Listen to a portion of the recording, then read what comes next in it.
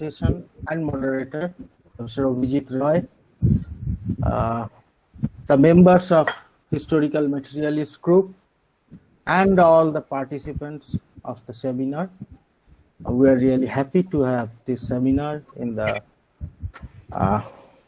time of pandemic. We are just overcoming the situation in India here. Let me speak few sentences about historical materialists. Historical materialists is primarily a study group.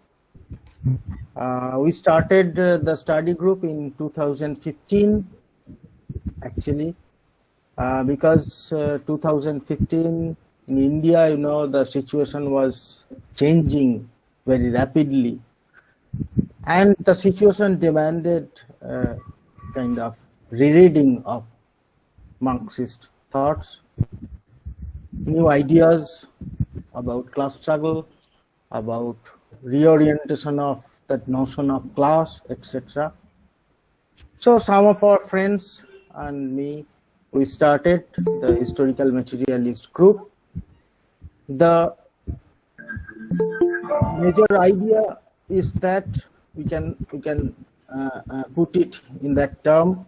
We are a group of people and interested parties who plan to study, observe, and learn many facets of the world, politically, socially, and economically.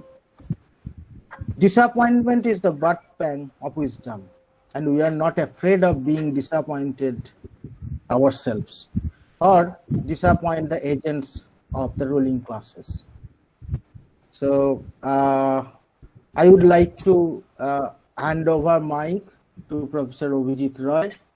He will introduce our esteemed speaker, Professor John Hutnyk. Over to Professor Abhijit Roy. Yeah, thank you, Manush. Hi, John. Hi. Seeing you after a long time. Yes, not a long time, actually. I mean, it's not been long.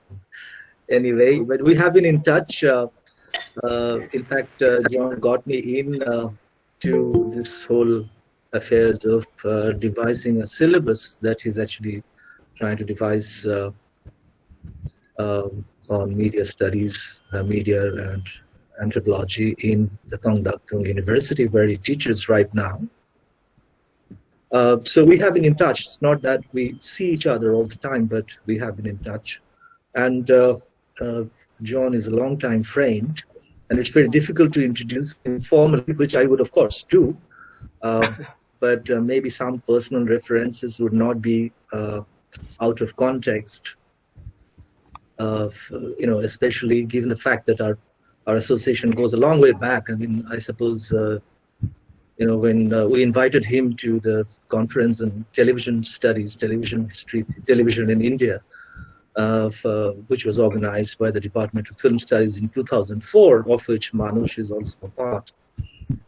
And so he came there and he spoke, and I have been privy, I have witnessed the zeal and enthusiasm with which he organizes events, and he brings up collectives which are devoted to the cause of not only the studies in political economy, Marxian studies, but also somewhat which I would call also academic activism, on various subjects, transgression, border studies, many of the information that you would not get across the websites where, formal introduction of Professor John Hutnyk is available.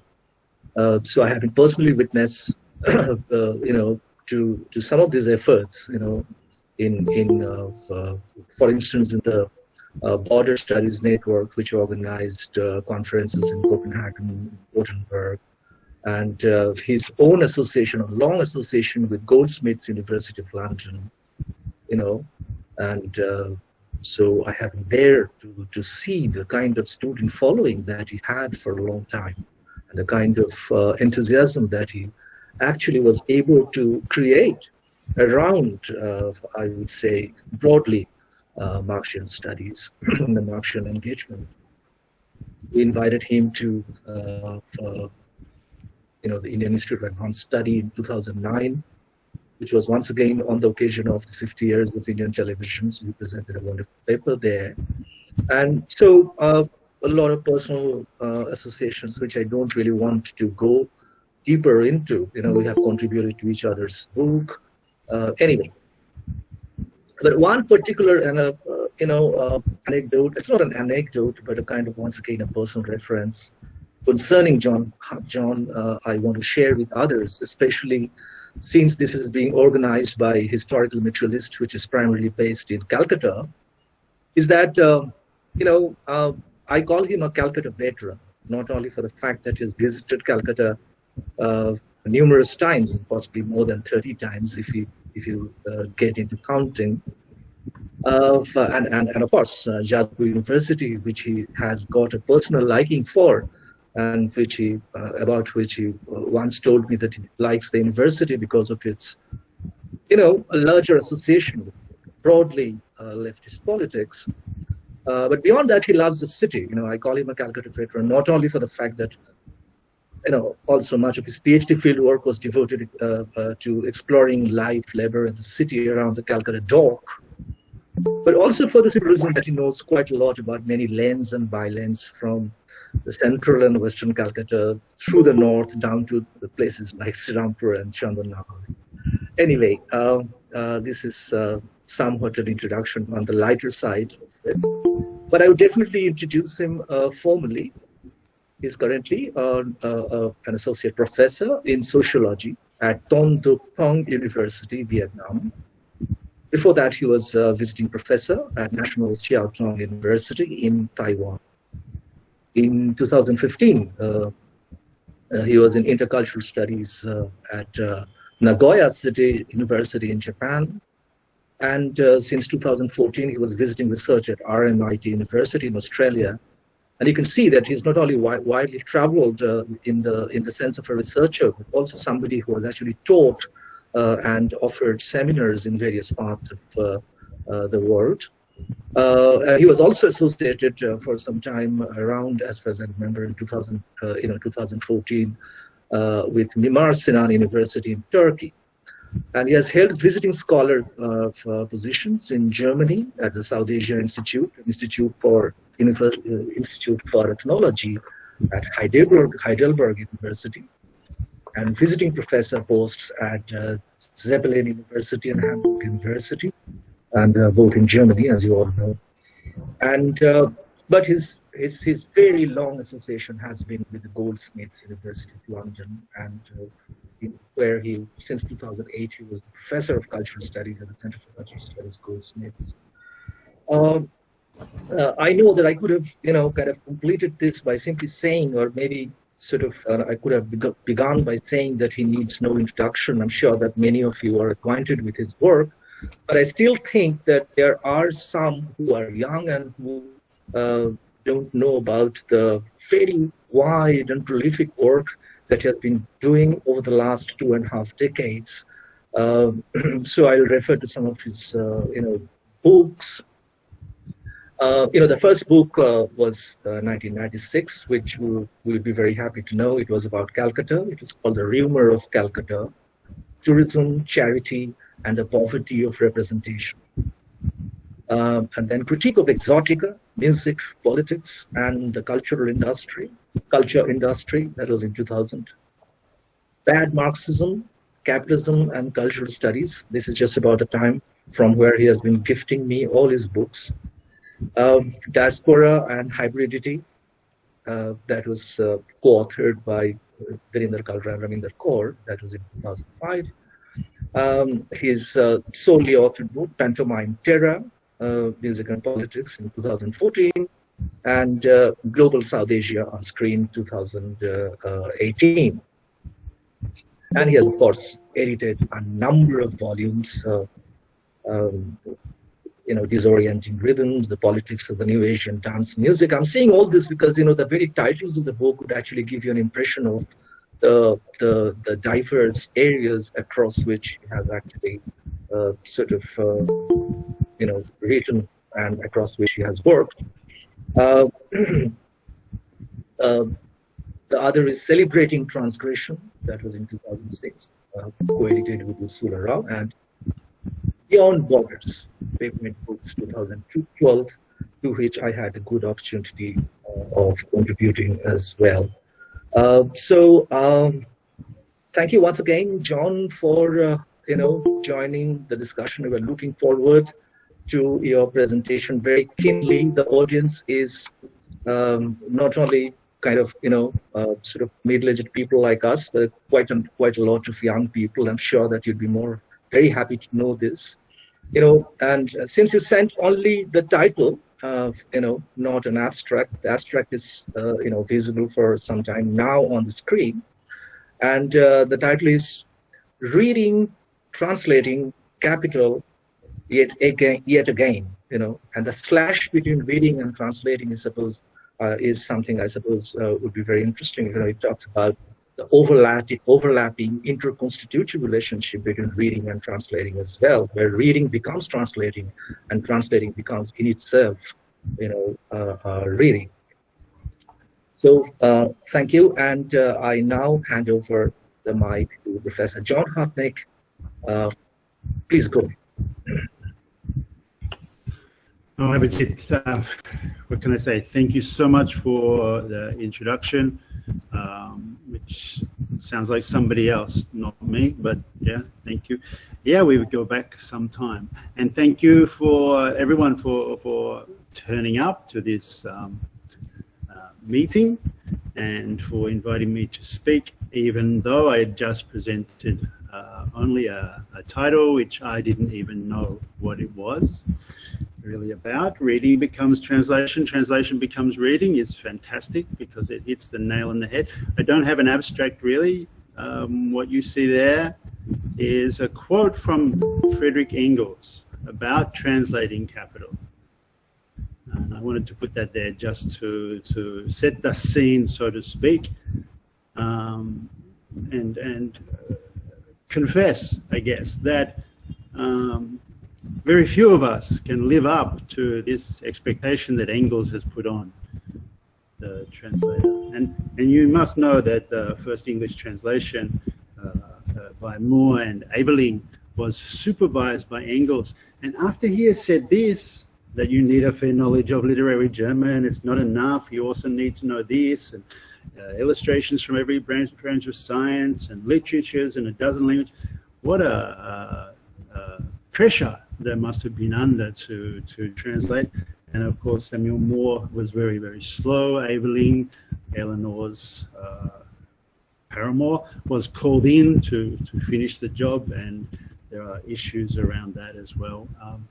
And of course, Engels, the general, had perhaps a heavy hand. That's a big separate debate. I just wanted to set that as the scene. But first of all, I wanted to thank the group, Historical Materialist group, study group, for existing. First of all, it's great that such things exist, and for being now in your 6th year. And I wanted to know, when you read Capital, which edition you read, because there are many, of course, many translations and many interpreters, guides, advice. I'm under no illusion that there's any one way, or that I can offer the one way, a better way, or so on, right? I mean, I seem to read Capital differently every time I read it, and I do it annually for my sins as a teacher. I'm, however, deeply interested in how we read and the context in which we read, interpret, translate, and how this changes according to the times. And Manoj, you had said you wanted to reread Marx because of the times, and I'm really interested to find out which versions you read. Okay, so like there are several. The German, this slide you can see, I hope, is the front page, the first page of Marx's own copy. You can see he was already rereading and rewriting. We'll talk about that a bit today. This is the edition I just mentioned, Samuel Moore and Edward Ebeling translators, but the editing managed by Engels. And I think coming into a bit more notice now is that Eleanor also had a big hand in this translation, especially when they were putting together this edition in 1887. Eleanor was checking the references and bringing forward some of the references from the French edition that Marx himself had checked. Some of it he translated and put out in the years after 1867. You might be reading the Penguin version, which was translated sometime later, a lot later, 1976, edited by Ben Folks, or you may be translating in Bengali. I have a little bit to say about this, especially when we get to speak about the translation, what different parts there get translated as, the quotation within the quotation, and we'll get into this. But I just wonder if people, when they get, Manosh, as you said, you're prepared to be disappointed. When you get a bit bored or disappointed, you can maybe just type into the comments which version you're reading, so I can do a little bit of a survey while we're at it. But as I say, I read it differently each time I come to it, and each place I teach it. I taught Capital in Turkey, in Japan, in lots of places, and I'm now teaching in Vietnamese and learning a lot from the Vietnamese translation, which is different, as I'll get to as well. So I want to kind of address these kind of issues.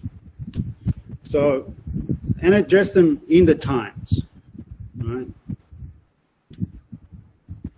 Now, while there's not already a rash of papers, or at least Zoom seminars, on the ways pandemic means rethinking and recomposing the translation of Capital, and what we do with Marx, well, there might be, but I haven't seen them.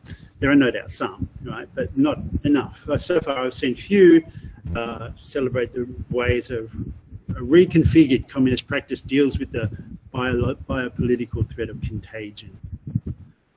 But it's not the usual metaphor for thinking Marx, let's say. It has been used. Angie Metropolis's book of 2012, I mentioned.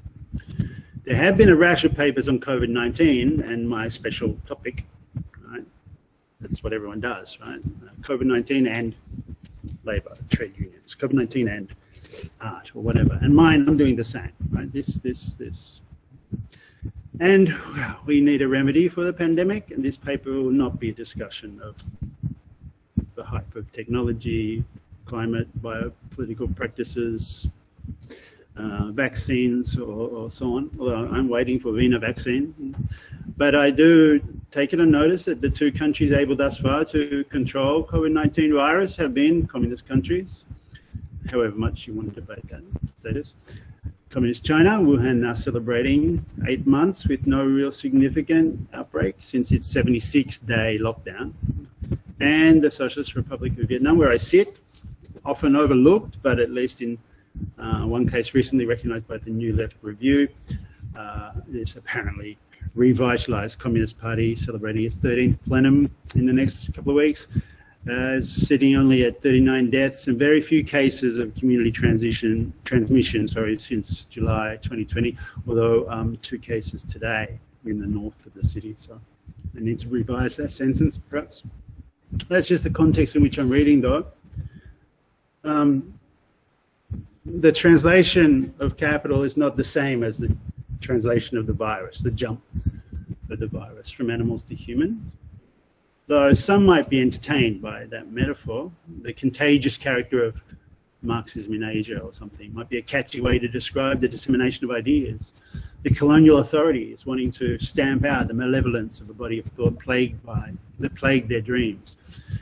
Or if we're capable of a more serious contemporary analysis, evaluating the commodification of agriculture, easy acceptance of factory farms, which facilitate greater transmission and recurrent infection, or infestation of crops and animal herds with genetic modifications for profit, commercialization of monoculture crops, and so on.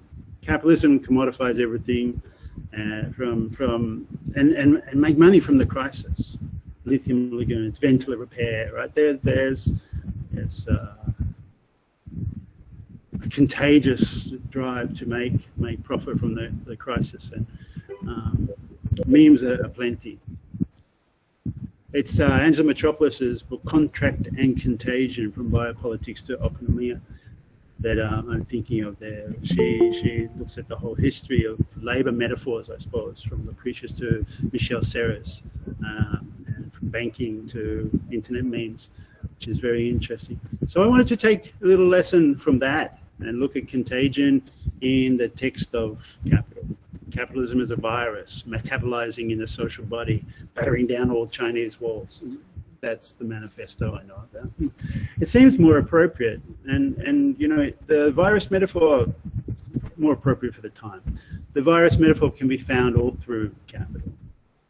Like you can find vampires or Dante, magic, swamps, Maya, care, theatre, symphonies, philosophy, Shakespeare, whatever, India, slavery.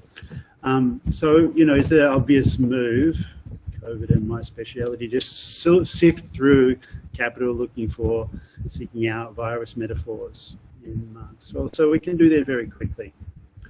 And I'll just skim over some of these. The metaphors that prescribe antidotes for the consumption pathogen that is capital.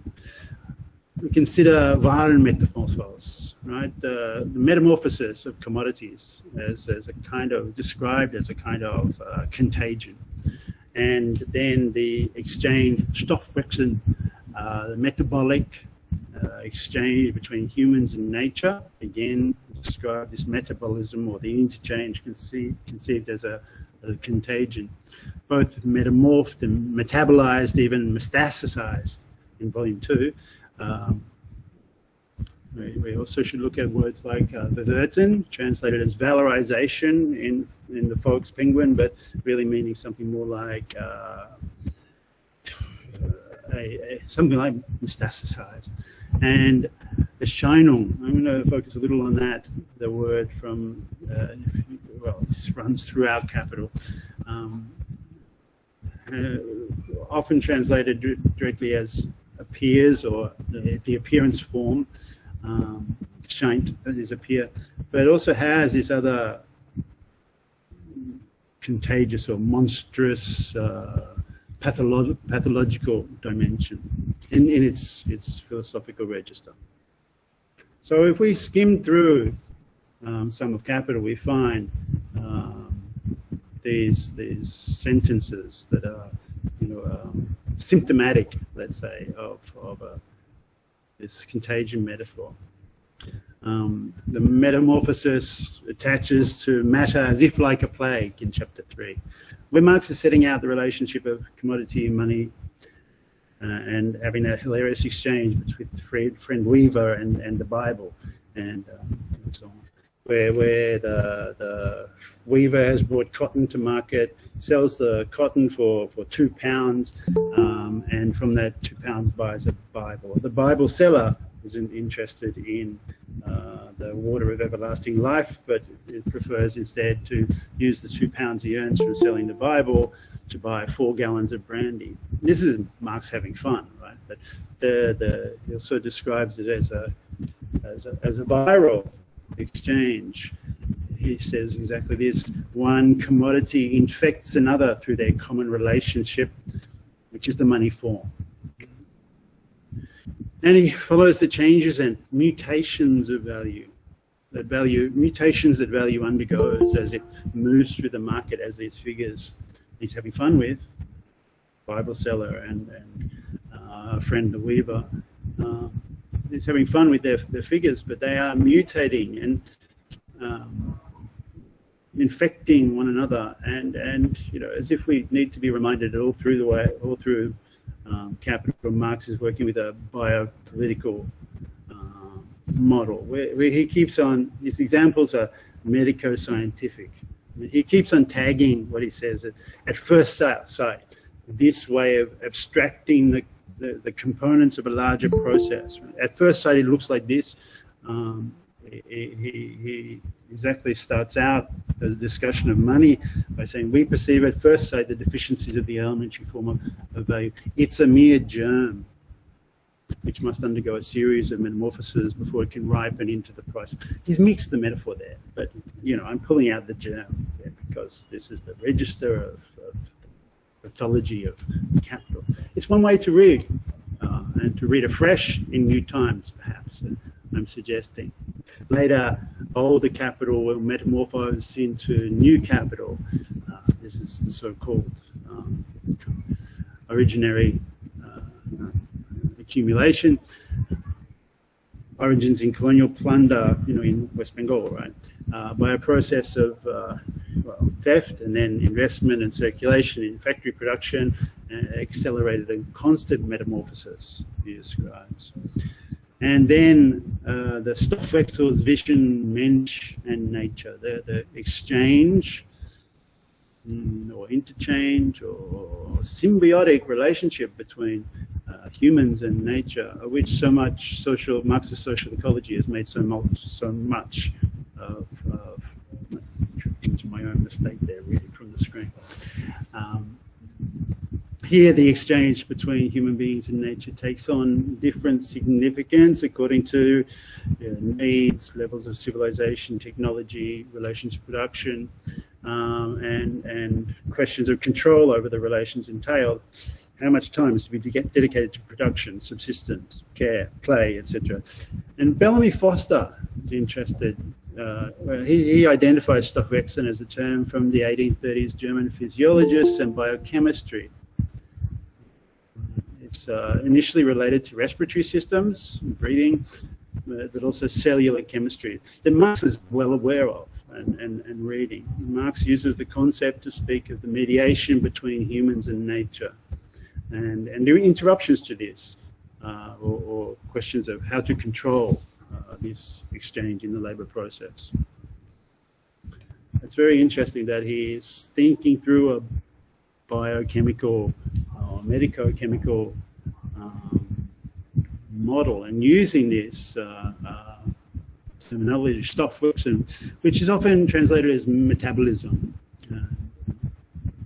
There are questions about that, but Foster shows that he gets it from the physiologist Theodor Schwann, as well as from the chemist Liebig. And Engels goes further in the Dialectics of Nature. He says Marx was, they were reading Helmholtz and Tyndall, attending the lectures of these figures in London.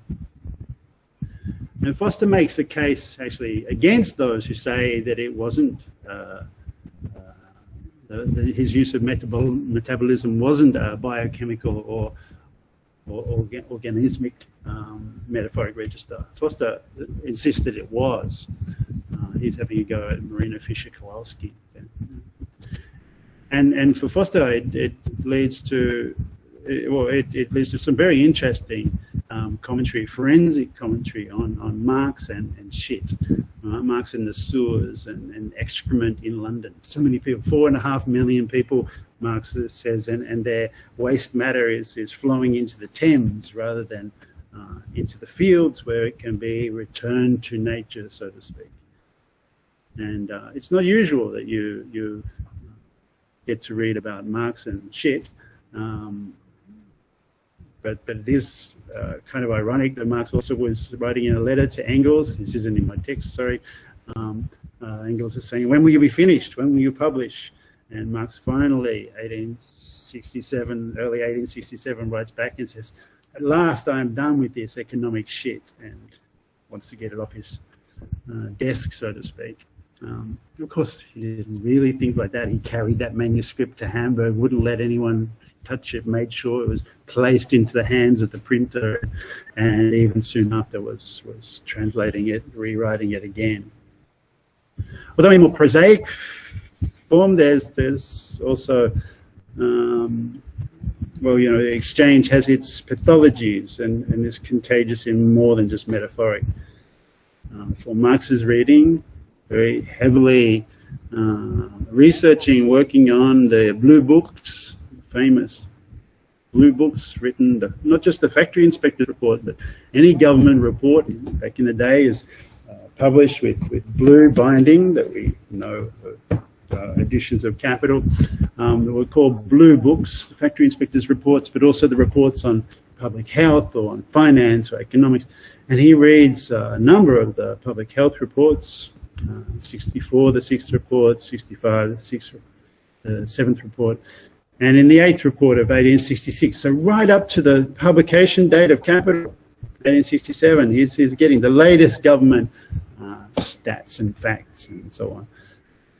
And there he's studying the antagonistic character of capitalist accumulation and relations of property generally, looking at rights and growth and the improvement of towns and how this accumulation, this evil, makes such progress that the mere fear of contagious disease in the towns will not spare even the respectable people. And it brings 10 acts to Parliament on sanitation, which are collected in those blue books. You know, so the very material of Marx's Capital, the examples it's made of, his ethnographic research in a way, or what stands in for his ethnographic research, where he didn't borrow it from Engels in his 1844 book on Manchester.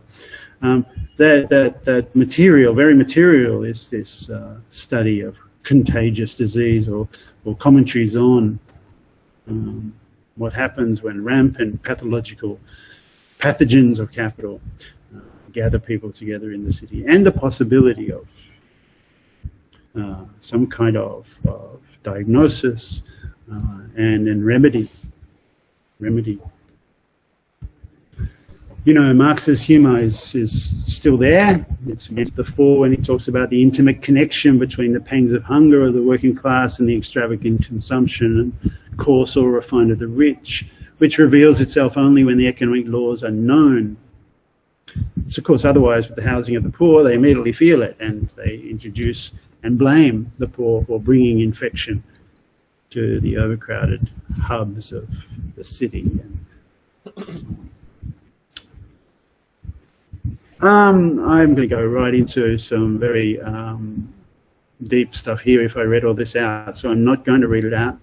I'm putting it here on the screen so that if you're really that desperate to be disappointed, you could go back, stop the recording and read it. But I talk a little bit here about the ways in which people read Capital according to the times. And it's always been set up like that. Marx himself read according to his times. And he says exactly that, you know, quoting Horace, he says, the names may be changed, but the stories told of you. He's asking his readers, his implied reader, the German Social Democratic Workers' Party member, to read about England, but think Germany. And then later he discusses this with the Russians and says, you know, the famous line about how his setting out of the history of capital in Europe is only a sketch and it might not unfold the same way everywhere. In fact, he changes his view somewhat on Russia and the Russian Commune. And at that time, of course, then we see everyone who reads Capital reads according to their times or according to some other agenda and perspective. No surprise that as the Bolsheviks were thinking of building a new kind of state, the question of how you organize production, modes of production, real historical materialist debate was to the fore.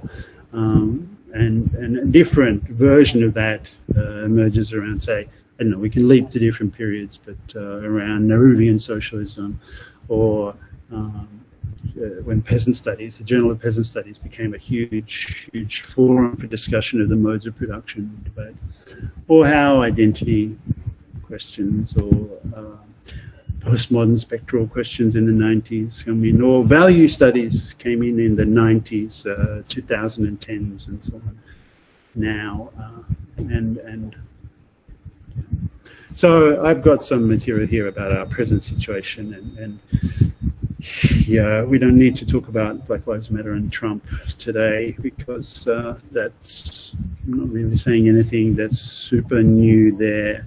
I'm just leaving that there to read and reread again. And moving on. Marx, of course, was doing the same. The context of writing Capital. He's writing Capital in the context of his time. And a series of really important events. In 1957, as Marx was drafting Capital, he saw he and Engels were writing to each other, sort of rubbing their hands in glee because of the financial crisis in Germany, which they anticipated would throw up a new revolutionary time, as it had done in 47, when they'd said, you know, a spectre is haunting Europe, and they anticipated the uprisings of June and July 1848, although that was, of course, defeated. And the spectre of communism haunting Europe was, you know, only a few hundred communists, but there was an uprising. They had seen the financial crisis of 56, 57 in Europe and thought that maybe an uprising was due again. Of course, it didn't happen in Europe. It was decimated left, I suppose. 10 years only after the put down, Bonaparte is still in power. But Marx does notice and comments extensively on 1857 in India, and he comments on Disraeli's long-winded speeches. It's really hilarious to read what Marx has to say about Disraeli talking about the so-called mutiny. Marx calls it a rebellion, revolt, and quotes Shakespeare as part of his context. That's not exactly the contemporary context, but you know, that's his tick. He quotes the much ado about nothing. Quid pro quo, it's a curious quid pro quo to expect an Indian revolt to assume the features of a European revolution, which was what Disraeli was complaining about. Disraeli is bemoaning the fact that the sepoys have taken weapons that have been handed to them by the British themselves and training that they have. Marx says it's rule of historical retribution, that its instrument be forged not by the offended, but by the offender. And this recurrence of context is really interesting. And this theme comes up, as we'll see. Tronti, whose book, don't have it to hand, but it's been recently released in English, so a lot of people are reading it, says something similar. The weapons of the proletarian revolt have always been taken from the boss's arsenals. So I'm sort of half thinking that we need to really reappropriate this contagion metaphor and metabolic for our times. But this is just to pass Marx again, the quid pro quo quip. He included that already in the manifesto. So it's Marx his own sentences. Marx and Engels say in the manifesto, not only has the bourgeoisie forged the weapons that bring death to itself, it's also called into existence those who are to wield those weapons. Right, so that's 1847, but 1857, writing about the Indian revolt, he rephrases that in a new context, in new times. And that's that process that I'm pointing to here, that the rereading and rewriting then also requires us to retranslate. So this means the possibility of translating a text in context is perhaps interventionist. I mean, the suggestion, I get it from Ghosh Spivak, actually. I haven't put that here in the text, but I should. The possibility, an interventionist possibility, her phrase. It might be there if we think about how Marx rewrites his sentence from the manifesto to fit the 1857 uprising, and continually. For me, this was brought out very well in class just a few months ago here in Vietnam, when I was working with students in anthropology who pointed out that my attempt to translate German to Vietnamese was pretty muddled, and and so this was a time where I finally disappointed in my translation, but I learned something. In Vietnamese, there are some really excellent transformations of the translation that perhaps improve the text of Marx. For instance, right, in the Working Day chapter, the famous chapter 10, chapter 8 in the German, but chapter 10 because the English divided up the early chapter 4 differently. In chapter 10, the Working Day, there's a famous line about how white workers can never be free while black workers are in chains. At least that's how we receive it. But in the Vietnamese translation, that sentence is reversed. Wherever the labor of blacks was humiliated, the white workers could not claim liberation. That's a much more radical. Let me go through this very carefully, more precisely. Only after much discussion, we discovered that the Thang translation is mischievously inverted, right? That it translates with a regional or global south kind of improvement. The sentence in Marx reads, the workers in the white skin cannot be freed while the worker in the black skin is in chains. And this appears in Thang Viet as directly translating, wherever the labor of blacks was humiliated, the white workers could not claim liberation. And I think you can see that's different. The workers can't even claim. I mean, they shouldn't even claim, maybe is implied. It's objectively better, I think. It's not what Marx wrote. But nonetheless. In German, the metaphor is, anyway, not chains, but branding, like cattle. Right? Although Marx does talk about slavery a lot, and chains are part of that, sure. I'm not going to risk my bad Thang Viet accent by reading it out, but anyone who is joined from my student group can see that here, Nui Da Den, back, the blacks, the workers, comes before Nui Da Trang, which is the white workers. Okay. And it's the other way around in the German. I think I've got the German here, the quotes explicitly. The German, die Arbeit in der weiße Haut, right, in a white skin, can sich nicht dort emanzipieren, wo sie in schwarzer Haut gebrannt gemacht wird, while the black skin is branded. So, yeah, it's there.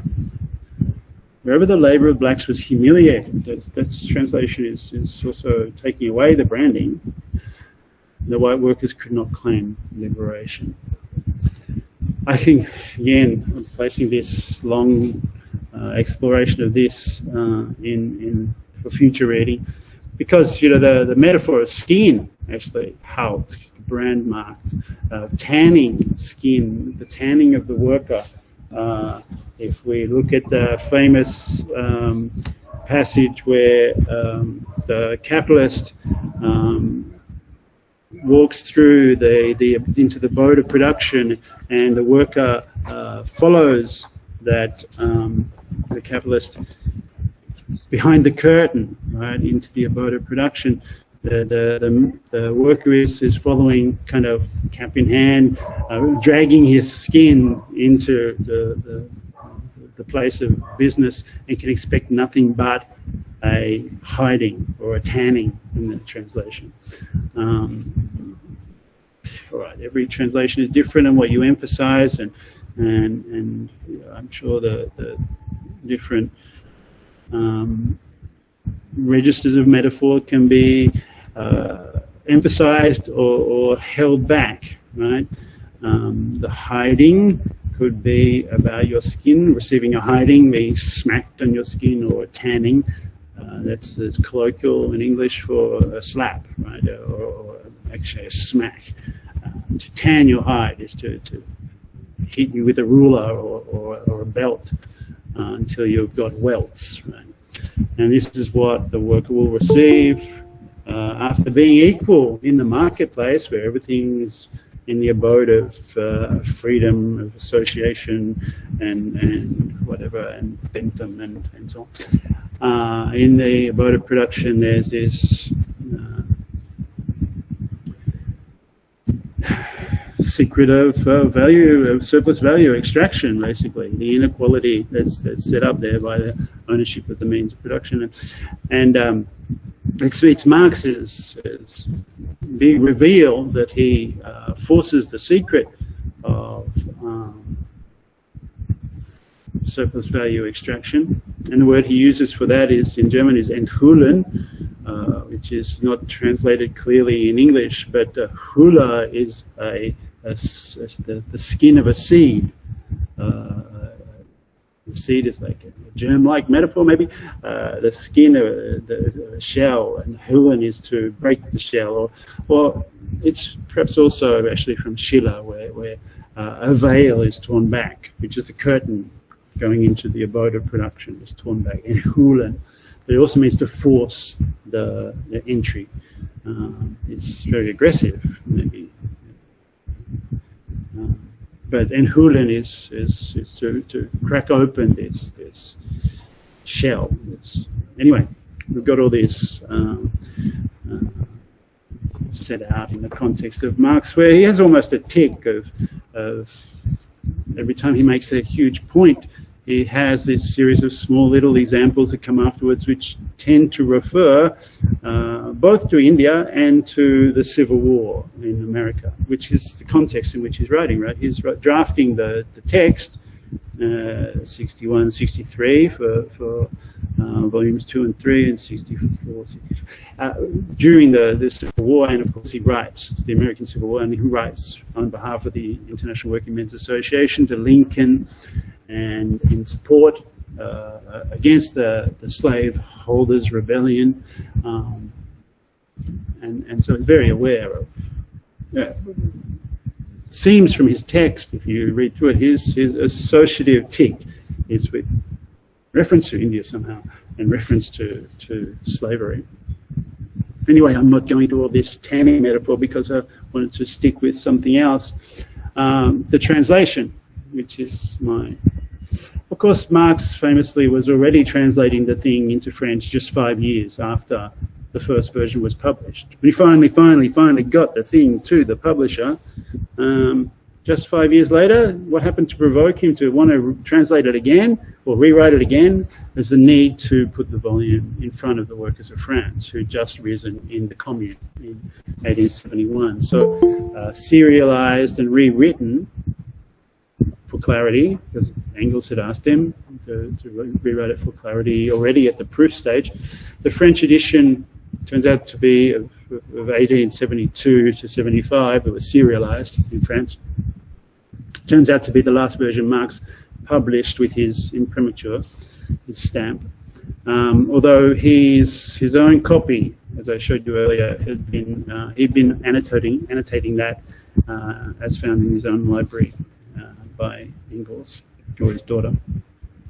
It's not clear if the copy held in Amsterdam is the same one Marx had to hand in 1881, 2 years before his death, where, according to Rubel, he was still wanting to revise the work. Of course, it's well known. Again, Spivak makes the point that Marx is always rewriting. He has this writing, reading, theorizing action kind of dialectic. He and Engels write the manifesto for the Communist Party, and a few months later there's the uprising in 1848, and Engels is off riding in the cavalry, and Marx is combative editor of the journal, of newspaper, the Rheinische Zeitung, and that uprising is defeated or sidetracked by Bonaparte. Marx returns to the library, so to speak, and writes that brilliant essay, The 18th Brumaire, as a commentary on that. And again, 1857, we're anticipating the uprising to come with the next financial crisis. It doesn't occur, and he launches into writing what became the Grundrisse, and of course rewriting the versions of Capital, and never finishing volumes 2 and 3, and rewriting is a habitual tick. But yeah, he's rewriting the text just 5 years after it's published. But actually, if you are looking at the text of Capital as such, he's rewriting as he goes. I mean, Engels too, looking at the proof sheets, writes to Marx and asks him to make it clearer in that introduction. And the introduction, of course, is the introduction. The first 3 chapters really is a summary of the 1859 version, or first volume. He says as much as in the preface, the contribution, the critique. So, I mean, he quotes himself in that first sentence from. So he was already writing, even before the start. He was already rewriting, so to speak. Okay. The first other language translation, though, of Das Kapital was into Russian in March 1872, and it famously sold faster than the German edition. And those who had a hand in it were Bakunin, a little bit, Danielson, one of the correspondents with Marx, and some others. There was a later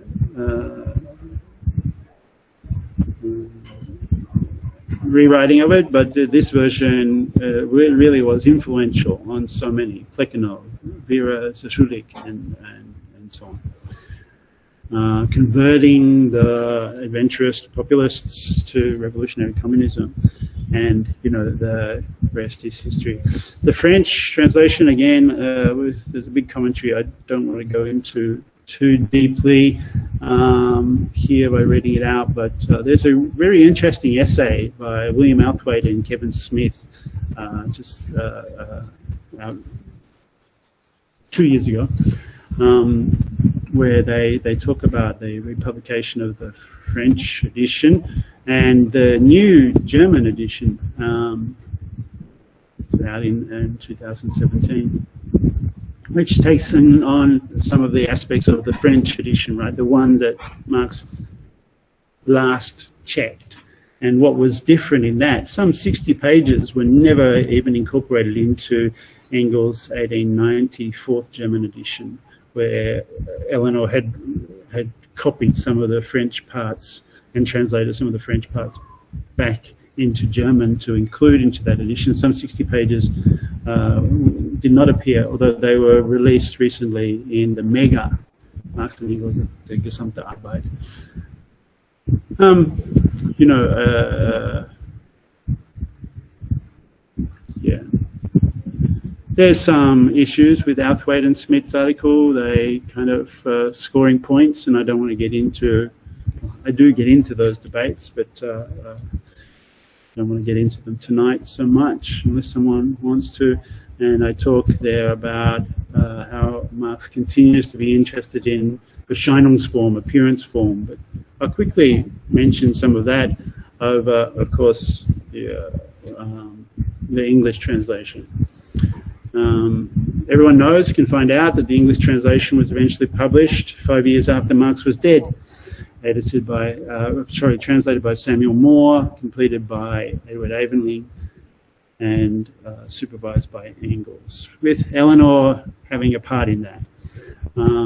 That edition was the standard English, adopted with little change by Progress Press in the 70s, and the International Press revised and amplified a little bit. But it's basically the form that was used by all English language Marxists until 1976, when the Ben Folks translation came out, the Penguin Ben Folks. Adam Buick's got one of the best, well, an early critique of that. He did say that Folks had made capital easier to read by changing words like productiveness and labourer to productivity and worker, smoother. But he also has a lot of fun with questioning whether or not the subtitle change from a critical analysis of capitalist production to a critique of political economy was necessary, or that Verwerten should be translated as valorization, because that's obscurantist, and it's better thought of as putting to profitable use, extracting the profit. And he's very amusing when he denounces the Trotskyite Ernest Mandel's 80-page preface, like why did Penguin think that Marx couldn't speak for himself and had to have Mendel? Yeah, okay. The first sentence of the Capital in German, der Reichtum der Gesellschaften in welchem kapitalistische Produktion war es herrscht, erscheint als eine ungeheure Warensammlung, in quotes, die einzelne Ware aus seiner Elementarform. Ungeheure Warensammlung is the quotation from the Critique of the reason from 59. So Marx in his first sentence is already rewriting what had already written. I've got the French there. The French translation adapted, rendered in French by Marx. So it keeps the riches of society, the capitalist mode of production reigns, right? Herrscht is reigns, could be dominates, but it rules over. Der Reichtum der Gesellschaften is a kind of secret quote of Adam Smith. The wealth of society is the wealth of nations, but you can't have nations in communists don't for nations, right? Workers of the world. So it's a kind of silent citation or tribute to Adam Smith.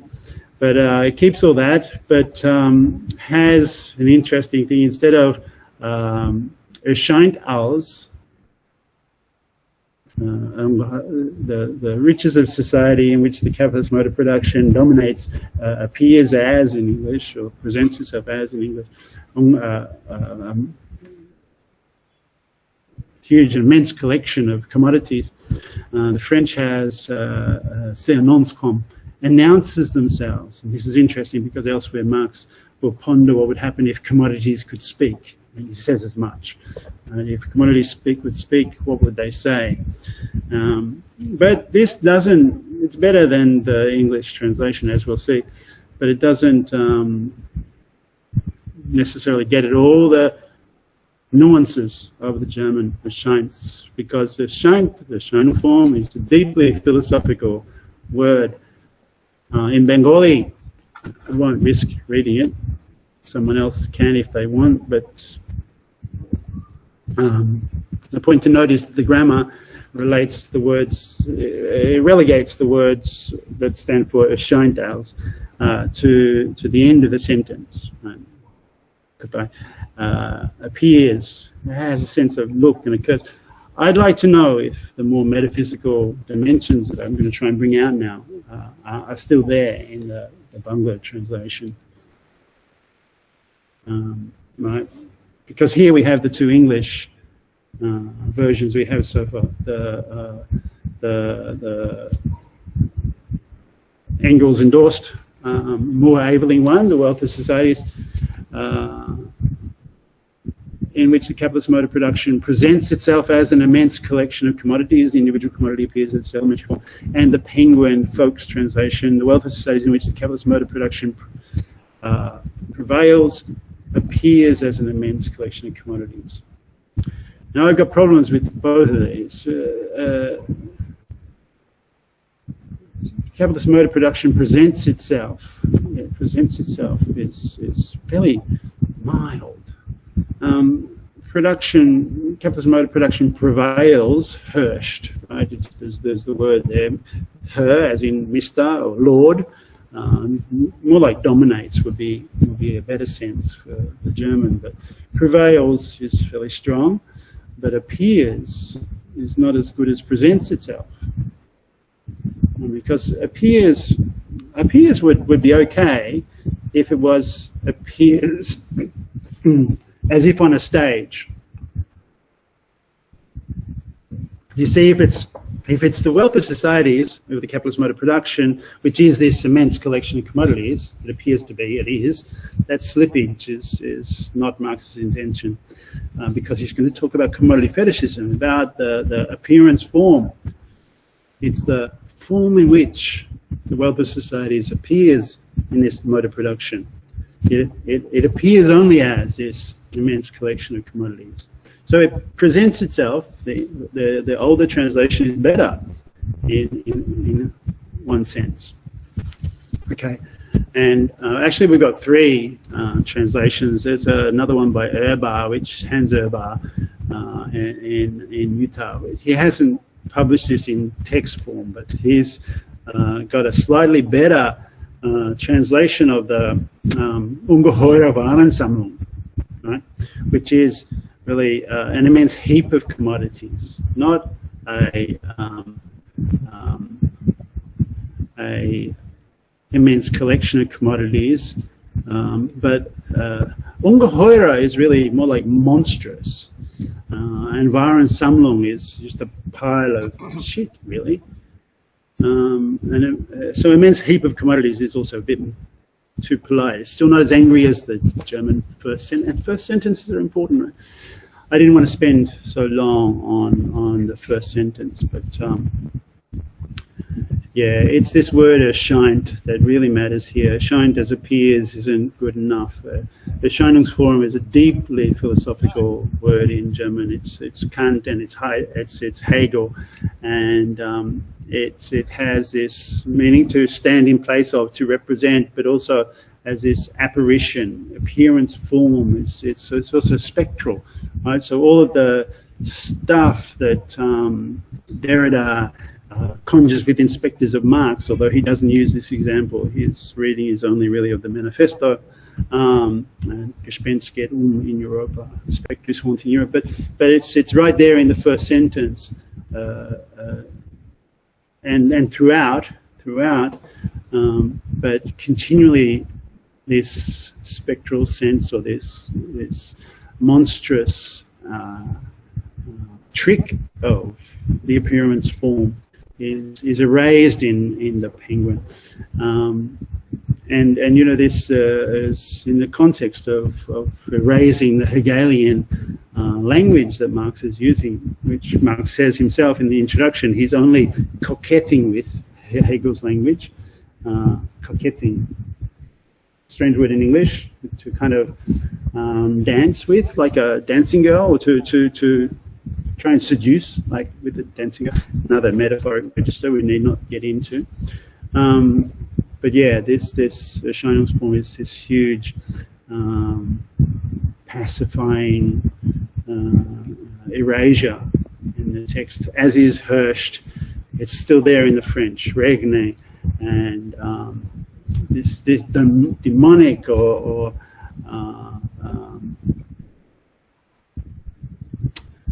dominating, monstrous atrocity.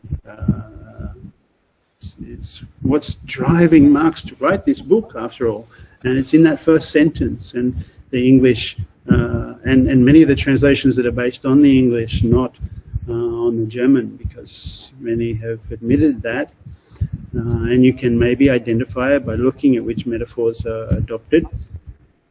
Here, the English pacifies that force. Right, so hopefully by now everyone's checking their own language editions for that first sentence, and we can go through many of these. A great version is the Indonesian version, kind of commentary by Ramon Guillermo.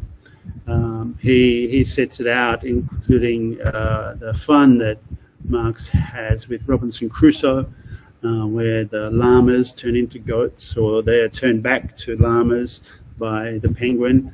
And he is also working on a Tagalog translation for the Philippines, a new version.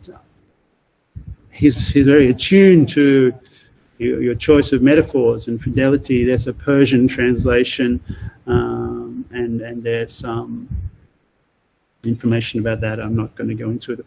I'm more keen to hear from people about the versions you're using yourself. In the Tingviet version, which we've got now, we can see the appearance is the word. I think it's from, I've been told it's from the Russian that they translate, but not the German. But it was done in the Soviet Union in the Progress Press days. We don't know enough yet. I don't know enough yet about. I'm still learning on this. So, we can go through it though. The Wealth of Societies, which is there, Gesellschaften in Belgium. Capitalism mode of production is there.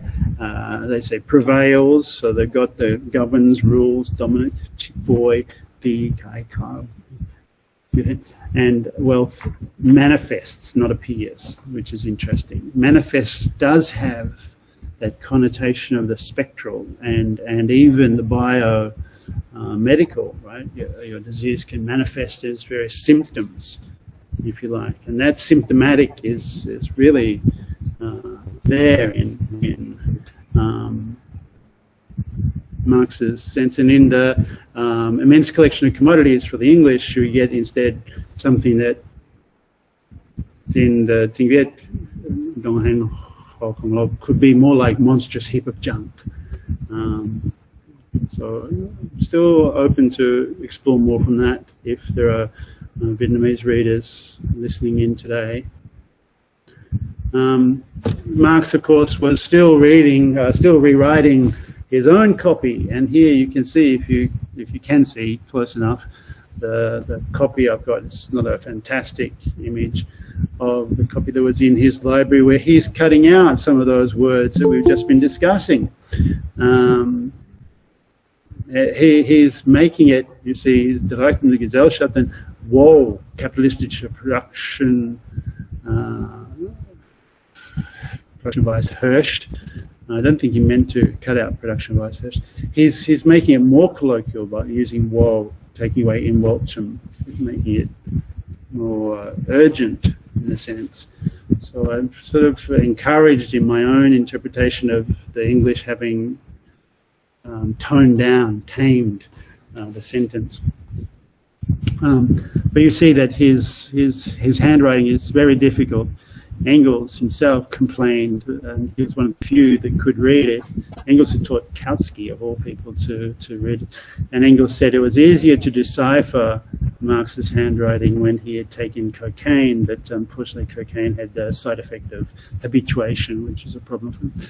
There is a new edition by Kuczynski in 2017 that's come out, which we're starting to go through now. And it comes with a USB stick. It aims at listing all of the different things. Now, the Mega, Marxische Gesamte Arbeit, was very helpful in that regard, but Kuczynski's USB stick, the possibilities of translating again and having, they're not a definitive version of the text, right? But the possibilities of a new media, hot linking or whatever, like Eber was trying to do, suggests that we might have a more dynamic version of the text to explore. So, I'd stop here, but there's no stopping. There are so many other versions, but in different translations. And different words that are problematic. Towards the end of Volume 1, a really important moment, another difficult translation, returns us to the germ, the germination of something quite new. And this comes with this paragraph that everyone will know. It comes with a crashing tone, Sturm und Drang, that marks communal ownership of property in the future. As it had been in the past in India, he fantasizes. This is the Hula, and it's translated in the English, in the Penguin, and the Progress Press version as the Integument bursts asunder. The Hula wird gesprengt. Now, this apocalyptic tone, the end times, is what Marx is talking about. The centralization of the means of production and the socialization of labour reach a point at which they become incompatible with their capitalist integument. The integument is burst asunder. The death knell of capitalist property sounds. The expropriators are expropriated. In German, that sounds so much better than this English word integument, which, frankly, most people aren't going to get as a translation of Hula. Hula, die kapitalistische Hula wird gesprengt. Die Expropriateurs werden expropriiert. It's Sturm und Drang stuff, and yet Integument. Okay, Hula has so many different references. And Hulen is the veil in Schiller already earlier. We mentioned it, hide and tanning. The skin is something of the skin of the shell, the hull, the husk of this seed, this germ seed that will germinate from inside the shell of dying capitalism, will emerge and germinate the other force. And of course, earlier in the text, and who the secret of surplus value extraction was forced open. The envelope, which is again the hula, the husk, is broken, and this is again Hegel, because Hegel talks about the rational kernel in the mystical shell, the hula. So like the shell of a seed that protects the inner flesh, the husk is a covering the seed, and it's furry, right? It's like a coat, and the coat has been another metaphor for thinking capital all the way through. We're talking about the manufacture of a coat. So the English translation of hula is integument. I mean, who's moved by that? No, it's pacifying again, and the hula wird gesprengt is yeah, well, it presents some translation difficulties, let's say, and it's incomprehensibly translated as integument bursts asunder. Who cares if an integument bursts? It's like, it sounds medical to me. It's a curse, though, a plague on comprehension. Yeah, you get what I mean. So what's the point of all this? If not to address the present times. There are, I'm coming to the end, two huge factors that are shaping my reading today, or any reading today. And on the one hand, this is a long time coming. I remember in the 80s being warned by Shiv Vishwanathan, no less, that the rightists in Gujarat were organising grassroots better and with more nerve than any Leninist party. And today, left commentators are still only pointing this out as the farmers invade the Red Fort and so on. A recent case, perhaps, Sanjeev Banerjee from Canada, he takes the temperature. He talks about any attempt to think Marxism in India in the years and decades ahead needs to take into account the transformation, so that the metabolism, I think.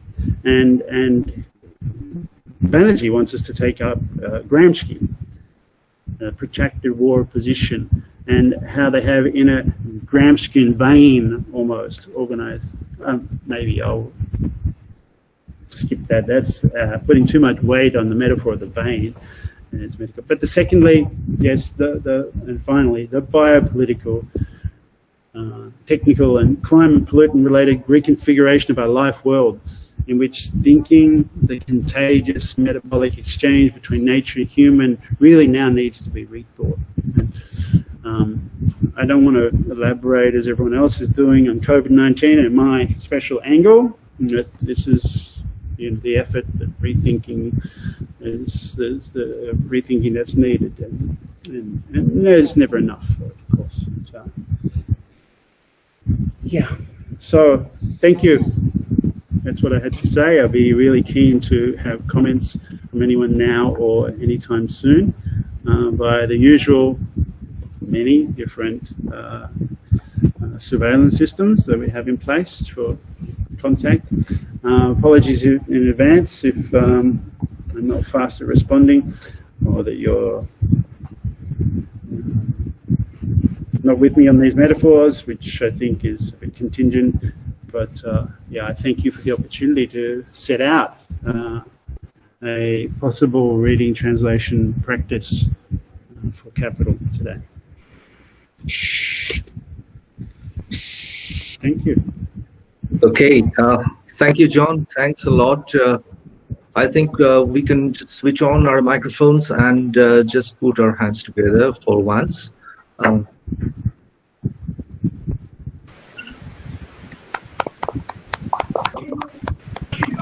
Okay, I mean, this is something that we have been missing, because, I mean, this is something that happens in case of physical gathering, but that kind of a corporeal, intimate relationship is now absolutely gone in case of online meetings.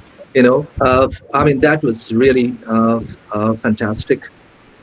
You know, you started with, I mean, you didn't only start, I mean, you have maintained throughout these references of the pathological engagement, you know, and something that one can actually figure figure out in Marx's writings, starting with from capitalism as virus and then contagion of various kinds.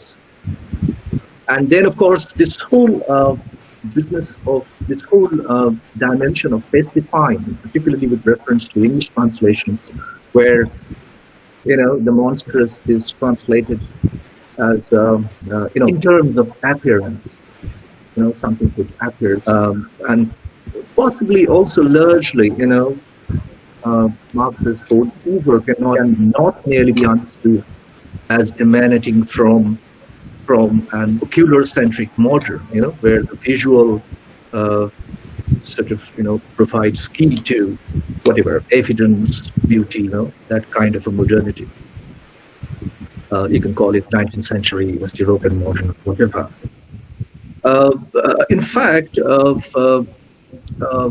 since this is primarily, I mean, most of the people are primarily located in Bengal, and Bengal has a certain history of leftist politics, and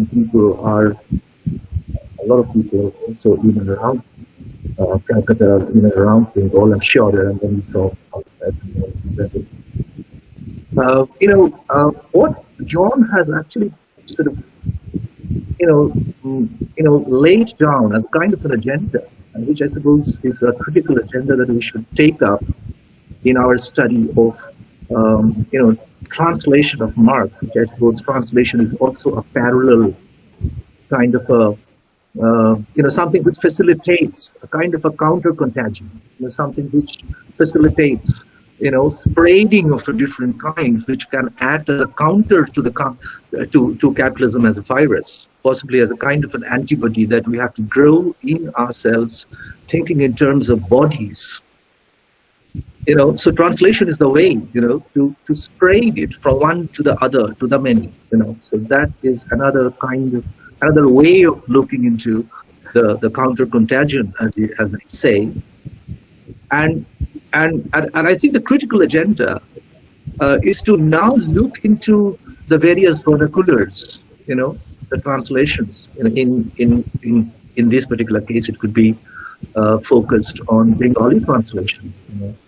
John was referring to our own experiences of which versions we have, read. One can possibly sort of, for instance, what immediately comes to my mind is, this progress publisher kind of a version, which the English translation, which in many households, which was visible in our childhood days, which is of course in its 1887 translation, the translation by Samuel Moore and Edward Aveling. But I think apart from that, which are English translations, we should be also looking into Bengali translations, and these images were also not rare. I can share my own experience, and when I was in class 9, I had this. My mother used to take me to a homeopathy doctor whenever I was not well. So maybe twice or thrice in a year. So what caught my eye is a Bengali translation of capital, and Bengalis would understand it. It would be always written in Doyakar Dontasha, so Dash capital, So and in Bengali, of course, the first major translation comes from Reboti Bormon.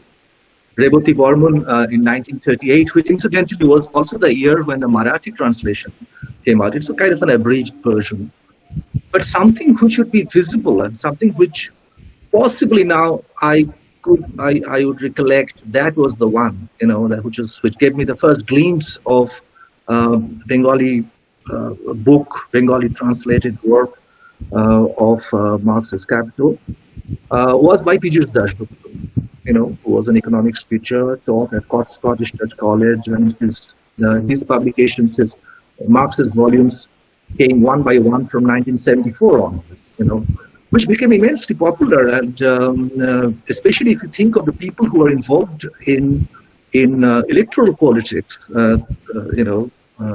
the Communist Party of India, then the breaking of it, the CPI, CPIM, many of these people, and the party people, and Piyush Dasgupta's book would be seen.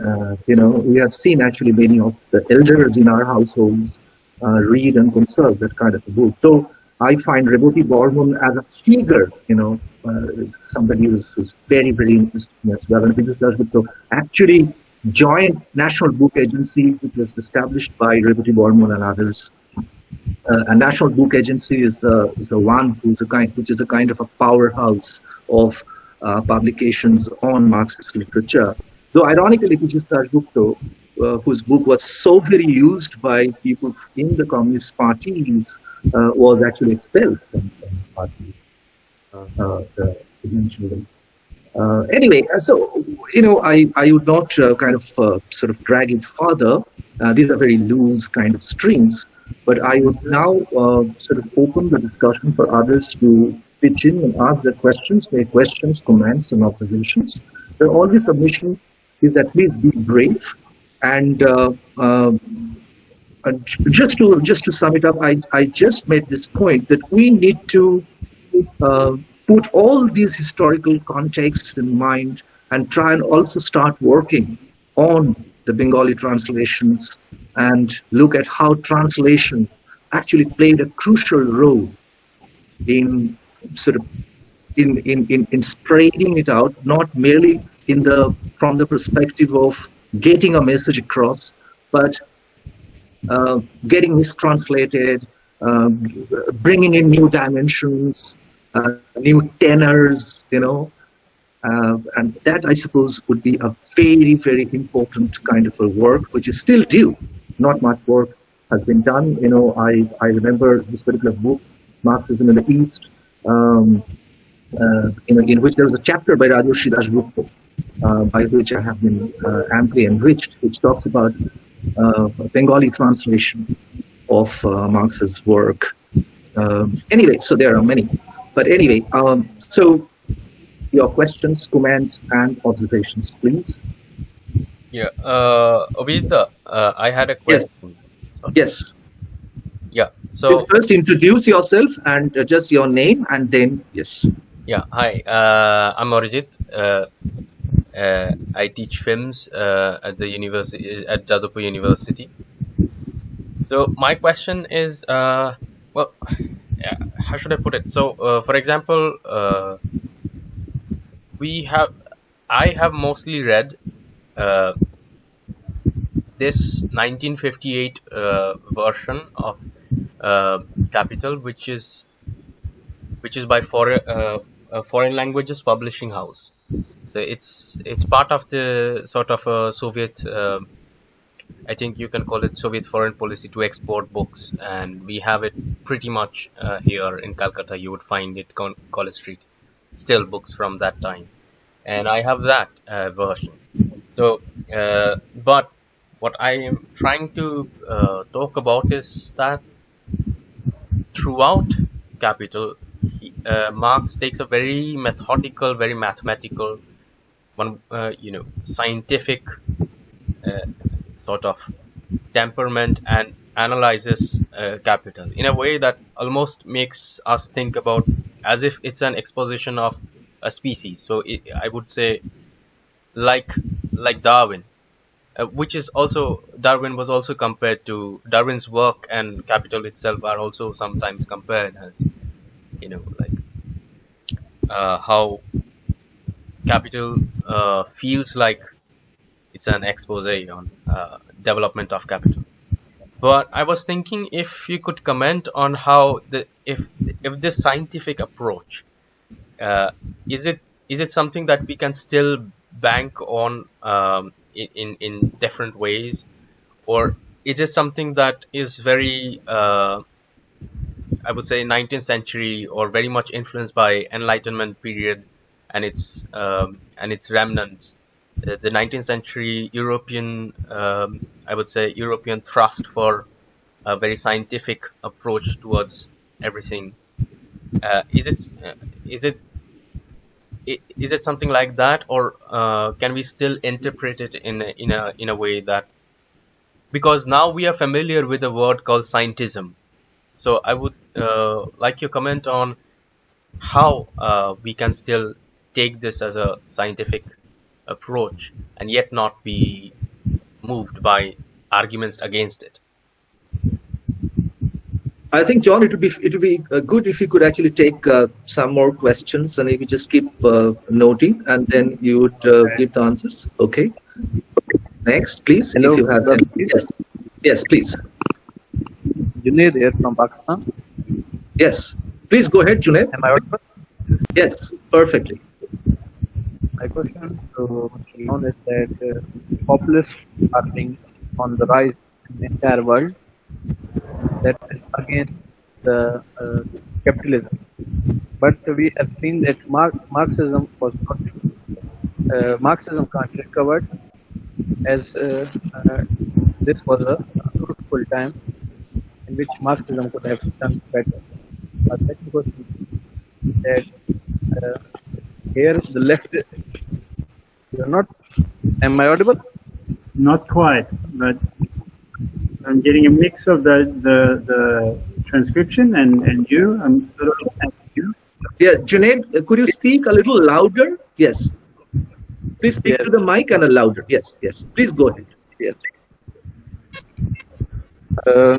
Due to the current situation, populists are on the rise in the entire world due to failures that's being due to failure of capitalism. Don't you think that Marxism has failed to research? My second question is, religion has been condemned by many in the left. What do you think that what was the Marx opinion about religion? As I didn't study that he was very he was opposing the religion in itself, but he was only opposing the religion in social and economic life. And what was his opinion about financiers? Because we have seen that banking system or the people with control on the stock exchange and financing has controlled the world. Okay. That's Okay. yeah. Okay. Thank you. So, I mean, Junaid has actually three questions. The first is about the failure of Marxism to respond to, what he assumes to be kind of, a failure of Marxism to respond amply to the opportunity of popular uprising. The second is about Marx's notion of ideas about religion, and the third about Marx's take on finance and banking system. So I think that's quite heavy. So John, could you first answer to Abhijit's question about Yes, scientism? Yeah, very well summarized, by the way. So good, we can go back to that. Abhijit, yeah. Okay, so I'm not a scholar of the Enlightenment as much as I wish I was. Of course, I read as much as I can. I think we should think that the Enlightenment is not something to throw away, decolonize and dismiss. No, there's something that we should keep from that. But it's not necessarily science in some kind of hegemonic block-like metaphor, because it seems to have never really been like that. It was always more mixed up with cultural and interpretive variants, right? Even the Origin of the Species book has its sort of heavy methodological aspect, but it's got many allusions and metaphors and so on. But the one thing that we should keep from the Enlightenment is not only that reason and science, but also its fundamental grounding gesture, which was radical doubt. There's just questioning doubt, and I think that's worth keeping, but not maybe it's something that should be I don't necessarily approve of this metaphor either, but it should be provincialized. Okay, so it's not something that will belong only to the European Enlightenment, but there's something there. Certainly in Marx's Capital, there used to be a debate about young Marx and older Marx and the turn and all of that. But if you're reading influenced by more recent commentators like Derrida or something like that, your emphasis is so much on the literary and the allusions and the metaphors and the coding there of any method is almost now being overwhelmed by this other stuff, this other mode of expression. And Marx is trying to put his concepts out in a kind of coherent order, and we can certainly take that, but and look at that attempt and evaluate what he's trying to do and see what he's trying to do. That, I think, gives us reason to pause and think about how people have taken those concepts quite often too much as a scientific description rather than a series of analytic tools, right? The names are changed, the story is written of you, tools to then go and take somewhere else and reread.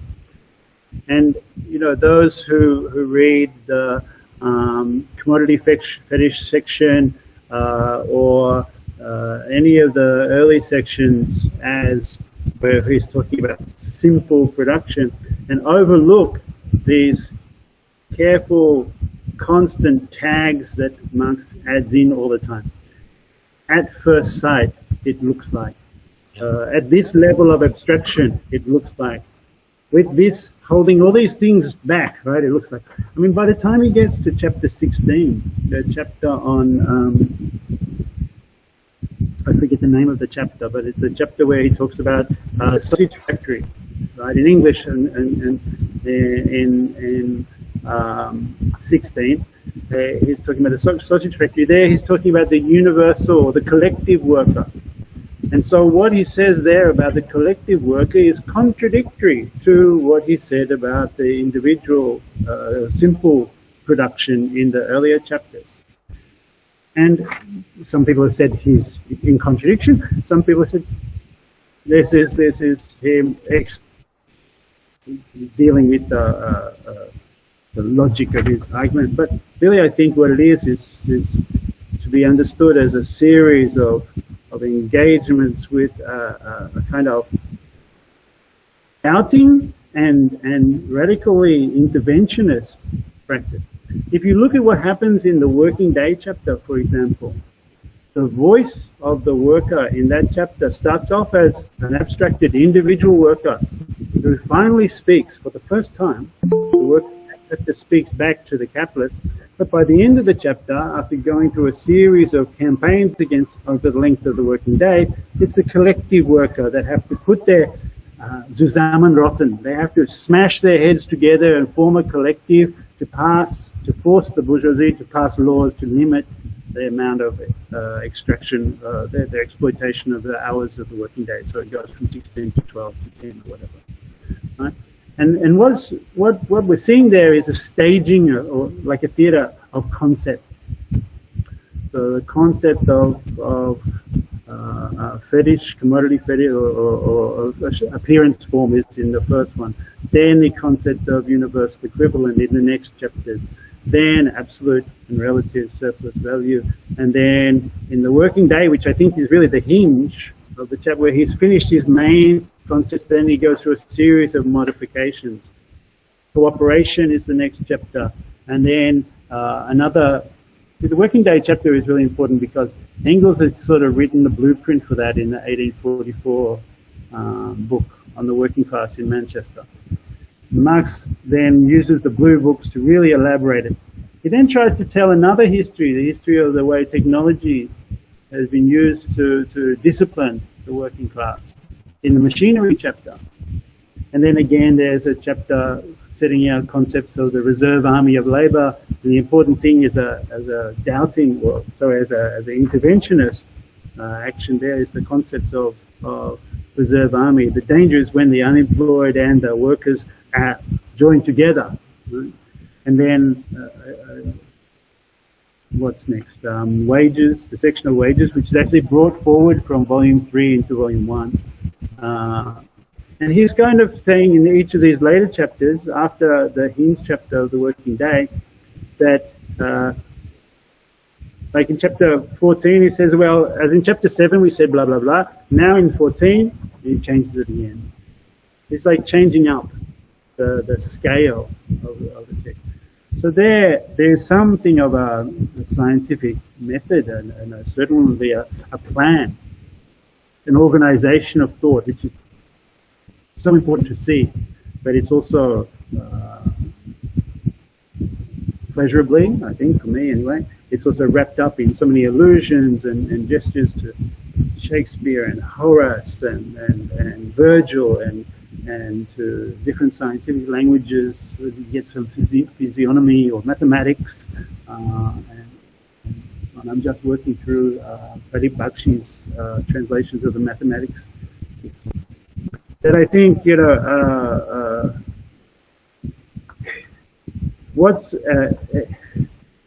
European Enlightenment and that about it is also countered. Somehow Marx is interesting because he's able to take that Enlightenment spirit of doubt and go against that heritage as well. He writes something for us that's counter-hegemonic or counter-European exceptionalism, even while telling the story of Europe. I don't know if that really gets it. Of course, Darwin, he knew of the book and got hold of Darwin's Origin of the Species and sent Darwin a copy of Das Kapital, but there's no evidence that Darwin even opened it, apparently. I don't know anything about that. And there's some critical comments, but not so much. So, yeah, of course we're in a business. Some of us, and I wish I could cure this on my own part. The business of finding new codes and metaphors. I've recently read someone who's going through Dante's Inferno and showing that capital is the same as that, and capital is the same as the Origin of Species. And then there's another person who is going through capital and saying, really, it's all about salsa. It's all about the dialectic is the tango of going a bit far, right? So different metaphors for the book. I don't think that really addresses your comment, which is good. But I want to get on to a comrade from Pakistan. Failure of Marxism and the right, I think. The rise of populist movements. We haven't made the opportunity. No, I think there we are really in dire times, right? There's no question. There's been abject failure of the left in this regard, and what would it be though to make some mileage out of these populist movements when you haven't done the groundwork? I mean, so much work was done in the past in building this movement. So we know it's very difficult and very hard. But I think it's true that the ones making the mileage, doing the work on the ground with these populist movements, are not the party members that we thought they might be.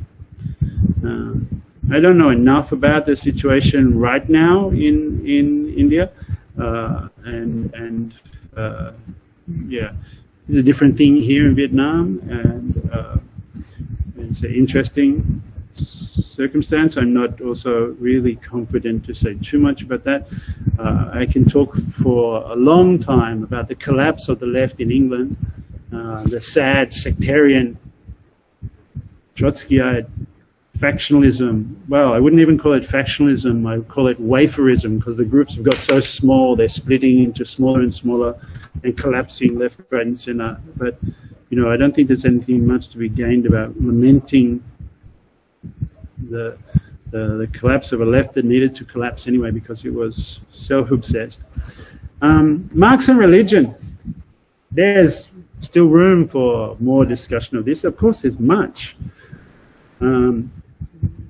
I would remind us all only that the way in which people popularly think that Marx talks about religion is maybe to be rethought simply by, and this is too simple, but the gesture of looking at that quote, religion is the opium of the people.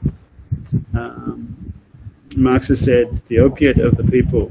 Religion is the opiate of the people. But expand the quote a little bit and see what he is describing there.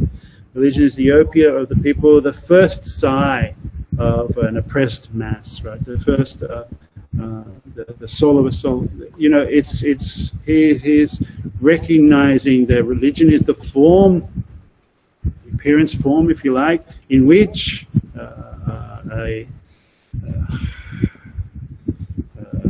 frustration, hostility, a need for some alternative is expressed. And of course, we can take that as being hostile to religion in the sense that, you know, religious windbags jumped on that and organized those populist movements, or that desire, rearranged it into worship of a sky god. And all of the Feuerbach critique is relevant there. But Marx is also at the same time recognizing that it articulates something real, something that is materially significant, that it's the first cry of an oppressed mass, the place that is first giving succor to that group of people that are not institutionally members of capitalism. They are what capitalism is done with too. And then financing and control. Well, yeah. Finance is, I'm still trying to work out where we should, what we should think about this. On the one hand, I'm taken by what Ghosh Spivak says about how globalization, that there are two things that are globalizing, and that's money, finances, instant capital flows, and data, and that everything else is damage control. And this is the idea of how we do work to build people's movement through culture and so on. But at the same time, I'm quite taken by what's happened just today with an organization of data through Reddit to challenge and bring down some of the financial industry opportunists in the stock market. The hedge fund that was taken down just today. I want to find out more about this, but if you've seen the news this last couple of days, it's been, well, the last day, it's been about a little bit where, yeah, I just recommend that we look into that.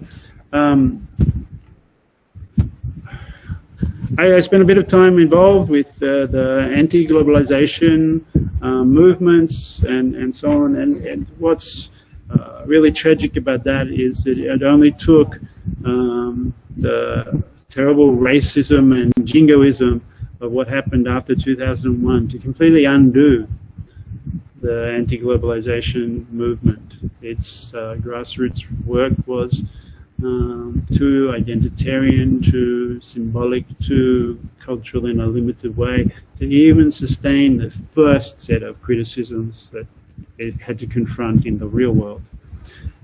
2001 should have been, you know, September 11th and all that, should have been an occasion for a greater mobilization. And instead, it was a retreat and a defeat. And yes, people protested against the wars that came afterwards, but in a kind of ever-decreasing way, and that's been symptomatic in the ceding of ground to right-wing fascism. Yeah. Okay, John, I think there are many who wish to ask you questions, so it would be good, I mean, if you can accommodate more and more questions. So we can take a couple of more questions. Let us know who wants to ask a question, or if you have any observation to share, you can also do that, but please be very brief about that.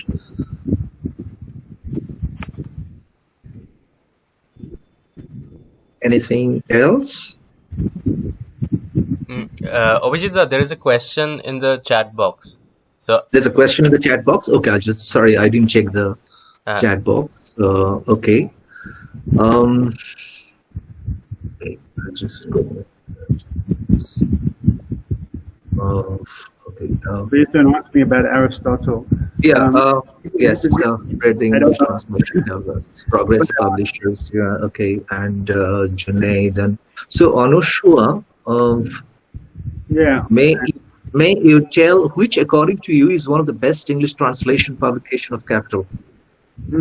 So this is interesting, because this is why I gave this paper, or wanted to give this talk today, because none of the above. And Manush has raised this question. In which sense best? Yeah. What do you consider to be the best? Yeah. So I'm saying none of the above. Both are worse. To quote Lenin. But he wasn't talking about the translations. Often people think it was Stalin that said both are worse, but Lenin said both are worse. Both alternatives are good and bad. And the next one, which should happen, right? I mentioned the Althwaite and Smith article, and they are talking about Krupinski's 2017 German edition, which takes in much of the changes that Marx had endorsed in the French translation of 1875, and some of his comments and annotations in his own copy. Yeah, sorry, John, could you repeat this? Which exactly is the version you were talking about? Sorry? Right. In 2017, in German, okay, Krupinski has brought out an edition of Capital, Volume 1, that takes in all of the sections of the French edition, or many of the sections of the French edition that Marx had endorsed, but not all, because sometimes he thinks that some of the specific changes Marx introduced for the French were specific for France, and he has made a kind of a best of edition in German, and a translation of that, a translation into English of that one will be the best. Unfortunately, we have the Progress Press one, the Samuel Moore and Abeling one, which, was I wouldn't say a rush job, because it was 5 years after Marx was already dead, but it was. It could be improved on, and so for nearly 100 years, or 80 years, was all the English readers had. But the Falk's translation with the Trotskyite Mandel's introduction, in my class on Capital, I used to make the students rip that out, the Mandel 8 pages introduction. But the Penguin edition was so flimsily made that sometimes if you ripped out that whole introduction, you also destroyed the spine of the book. So it was damage to the so-called holy object. But that Penguin edition is like as the Filipino Guillermo says, it's easier to read. Buick says it's easier to read. It still has some real issues, because it erases so much of the Hegelian language, and it's a Trotskyite version, let's say. I mean, that's the sectarian way of putting it. So I would say you hold both those in hand, and look in your own language version, right? If for you, judging for your name, Bengali, right?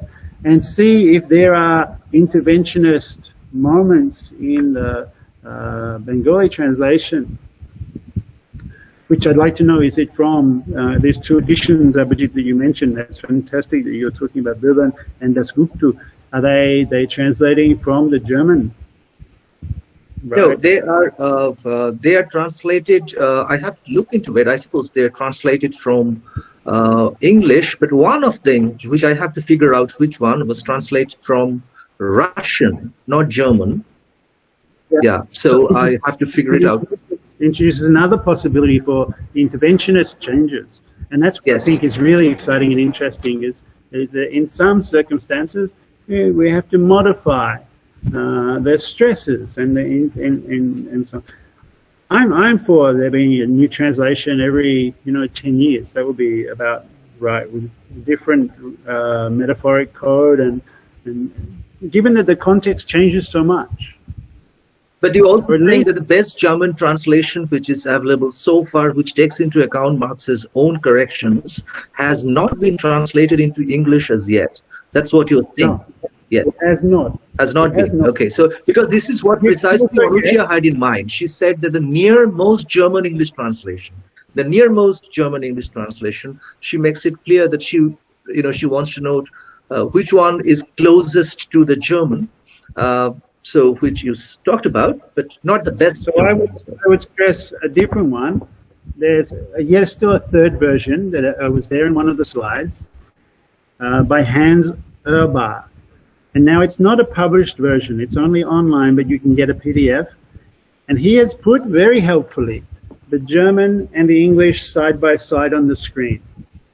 Okay. So you can see the English as he translates it anew, and the German. But unfortunately, Hans, an amazing amount of work, and respect to him for this, but unfortunately, he is influenced by Roy Bashka and that kind of analytic Marxism tradition.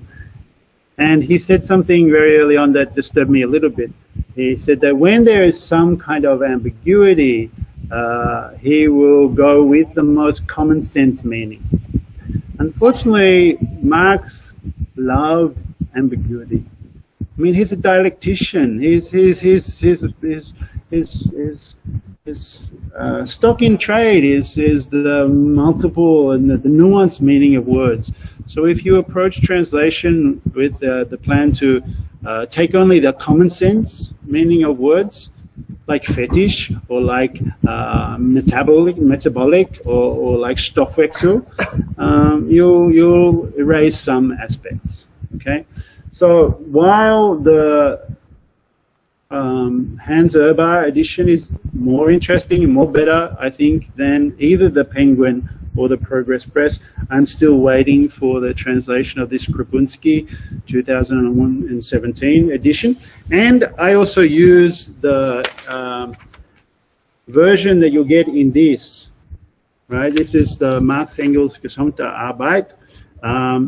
Section 2, volume 9, is the English 1887 edition, but it comes with an apparatus, which is a commentary on some of the ambiguities of the sentences and some of the translation problems that have come up subsequent to the 1887 translation. It doesn't include the 60 pages that are not in the from the French, that are not in the German or English, but it has a lot of other commentary. And to hold those two together, the edition and the official commentary, is the best we have in English so far at present, I think.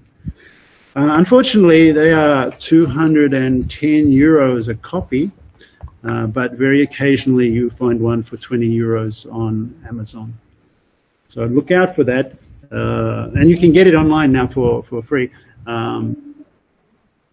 Section Mega 2, Section 2, Volume 9.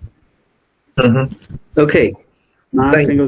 That's the best we have so far, but it's never the best, and there shouldn't be any one best one. I mean, it's not the Bible, James, to come in and say this is God's own word, because it's not like that. Okay, we also got another question, and I'm afraid this possibly would be the last question because we have to finish in time. This is from Shorish Ghosh, who says, Professor Hutnyk, can you please explain that portion where, in your presentation, where Marx, while defining the relationship between labor and value, contradicts Aristotle's conclusion on value. So, what did you exactly say there, or could you explicate, or No, I don't understand this one. Sorry, I didn't mention Aristotle, although I do know it's there, but I would have to go back and really read back into that. or maybe Shorish can pitch in, and Shorish, you can sort of. Page references would be really great, but I know we're all using different versions, so page references don't even work. But I didn't. Yeah, sorry, are you there? Shorish. Just checking. No, seems to. Oh, you're still there. Yeah, Shorish is still there. So, hello. Yeah. Now he is audible. Yes, please go ahead, Shorish. You didn't mention about it in the part of your not in the presentation. Sorry. presentation, but it's part of your. I presume it's part where I have read Capital. There, it says that Marx has, while defining the relationship between labor and value, he contradicts Aristotelian conclusion that, which I presume he said that that value does not exist. If you can just explain a part of it, if you're comfortable, that's what I have asked. I'm just trying to find. I'm flipping through and trying to find the passage. I think we'll have to leave it there at that, because I'm not prepared really to just make it up as we go along. I'm tracking through. See, now Marx is criticizing nearly everyone who's had to say something on value. Ricardo and Adam Smith and so on. But the focus on Aristotle that I have in mind and in my head is about the animals stuff. So not this. So I remember it, but I don't remember where it is. And I don't remember exactly what he says. So I have to apologize for that. There's no one expert here, so if you can suggest a page number or section, we can look at it together, which is how I like to do these things. Here I have Aristotle underlined so often.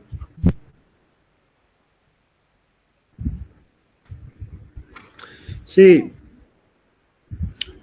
Aristotle has understood, is quoted here as seeing that there's twofold, that the use of every object is twofold. One is peculiar to the object as such, the other is not. The sandal may be worn, but it's also exchangeable. Right? Now this is Marx putting Aristotle into the footnote, right? This is where Marx is talking about the commodity owner as a born leveler and cynic, which is fantastic phrasing. Always ready to exchange not only soul but body, and with any and every other commodity. Be the same more repulsive than Maritone himself, which is a figure. Maritone is a figure from, it doesn't say in the text, but from Don Quixote, who's a kind of trickster figure herself, seducer. The owner makes up for this lack in his commodity by the sense of the concrete, by his own 5 and more senses. So this is the context in which, right, otherwise he would not bring it to market. It has a use value for others, but for himself only a direct use value is of that of being a depository of exchange value, and consequently a means of exchange. And then Marx quotes Aristotle with approval, it would seem, here. Okay, so that's I guess not the section you're meaning. How do you want to proceed? If we can't find the next mention,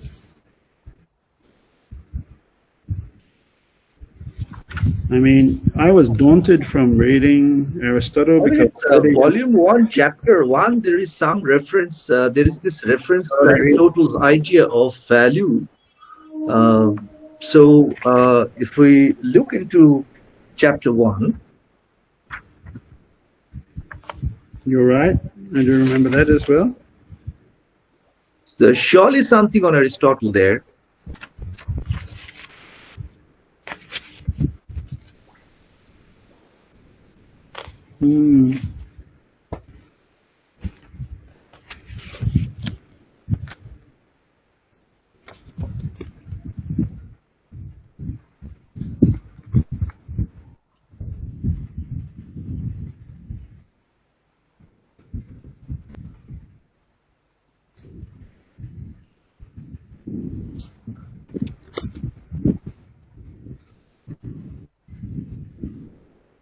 Looking.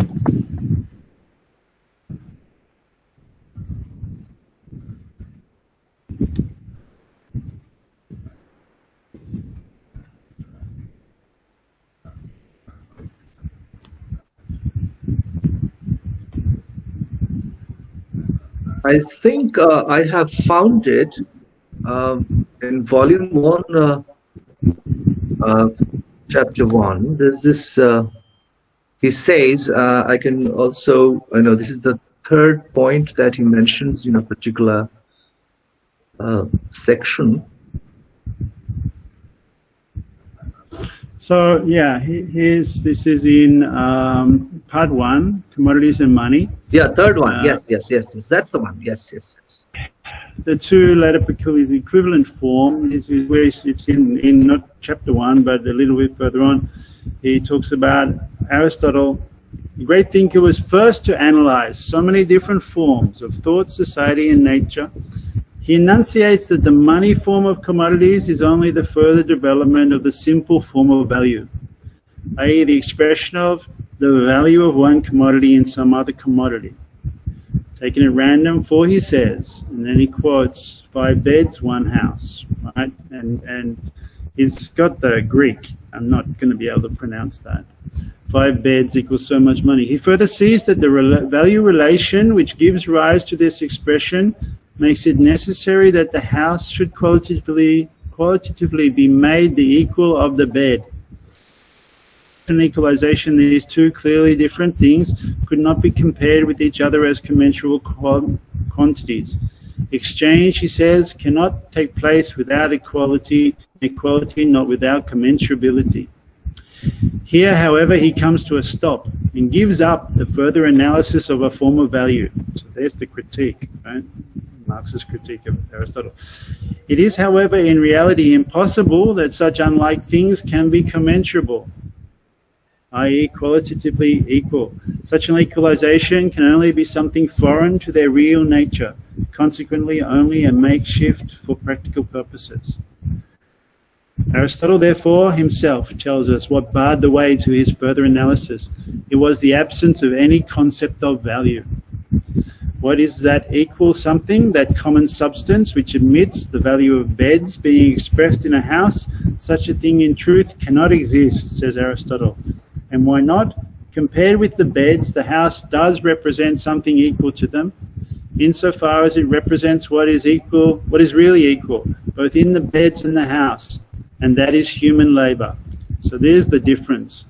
Marxists identify one thing that can be measured as a way of understanding commensurable value.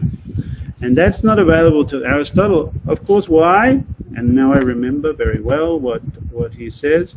Aristotle was unable to see the importance of labor because he was a slave-owning society.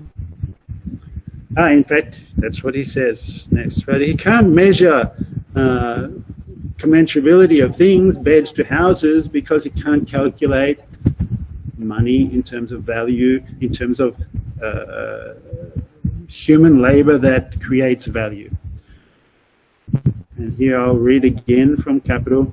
There was, however, an important fact which prevented Aristotle from seeing that to attribute value to commodities is merely a mode of expressing all labor as equal human labor. Labor of equal quality. Greek society was founded upon slavery and had therefore for its natural basis the inequality of men and their labor powers. The secret of the expression of value, and this is where he uses enhulen, the word that I talked about in the presentation.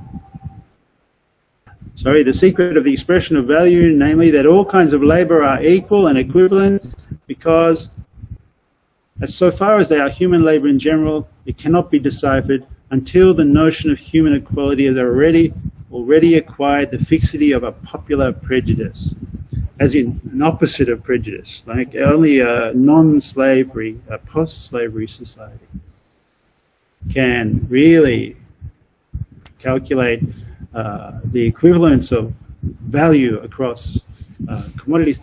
That means also that we're also talking about different kinds of labor. Can, like, simple labor and more complex labor traded as well, because they are a calculus of human labor, the amount of human labor that goes in through training, through cooperation, through many different calculus, but can make them comparable.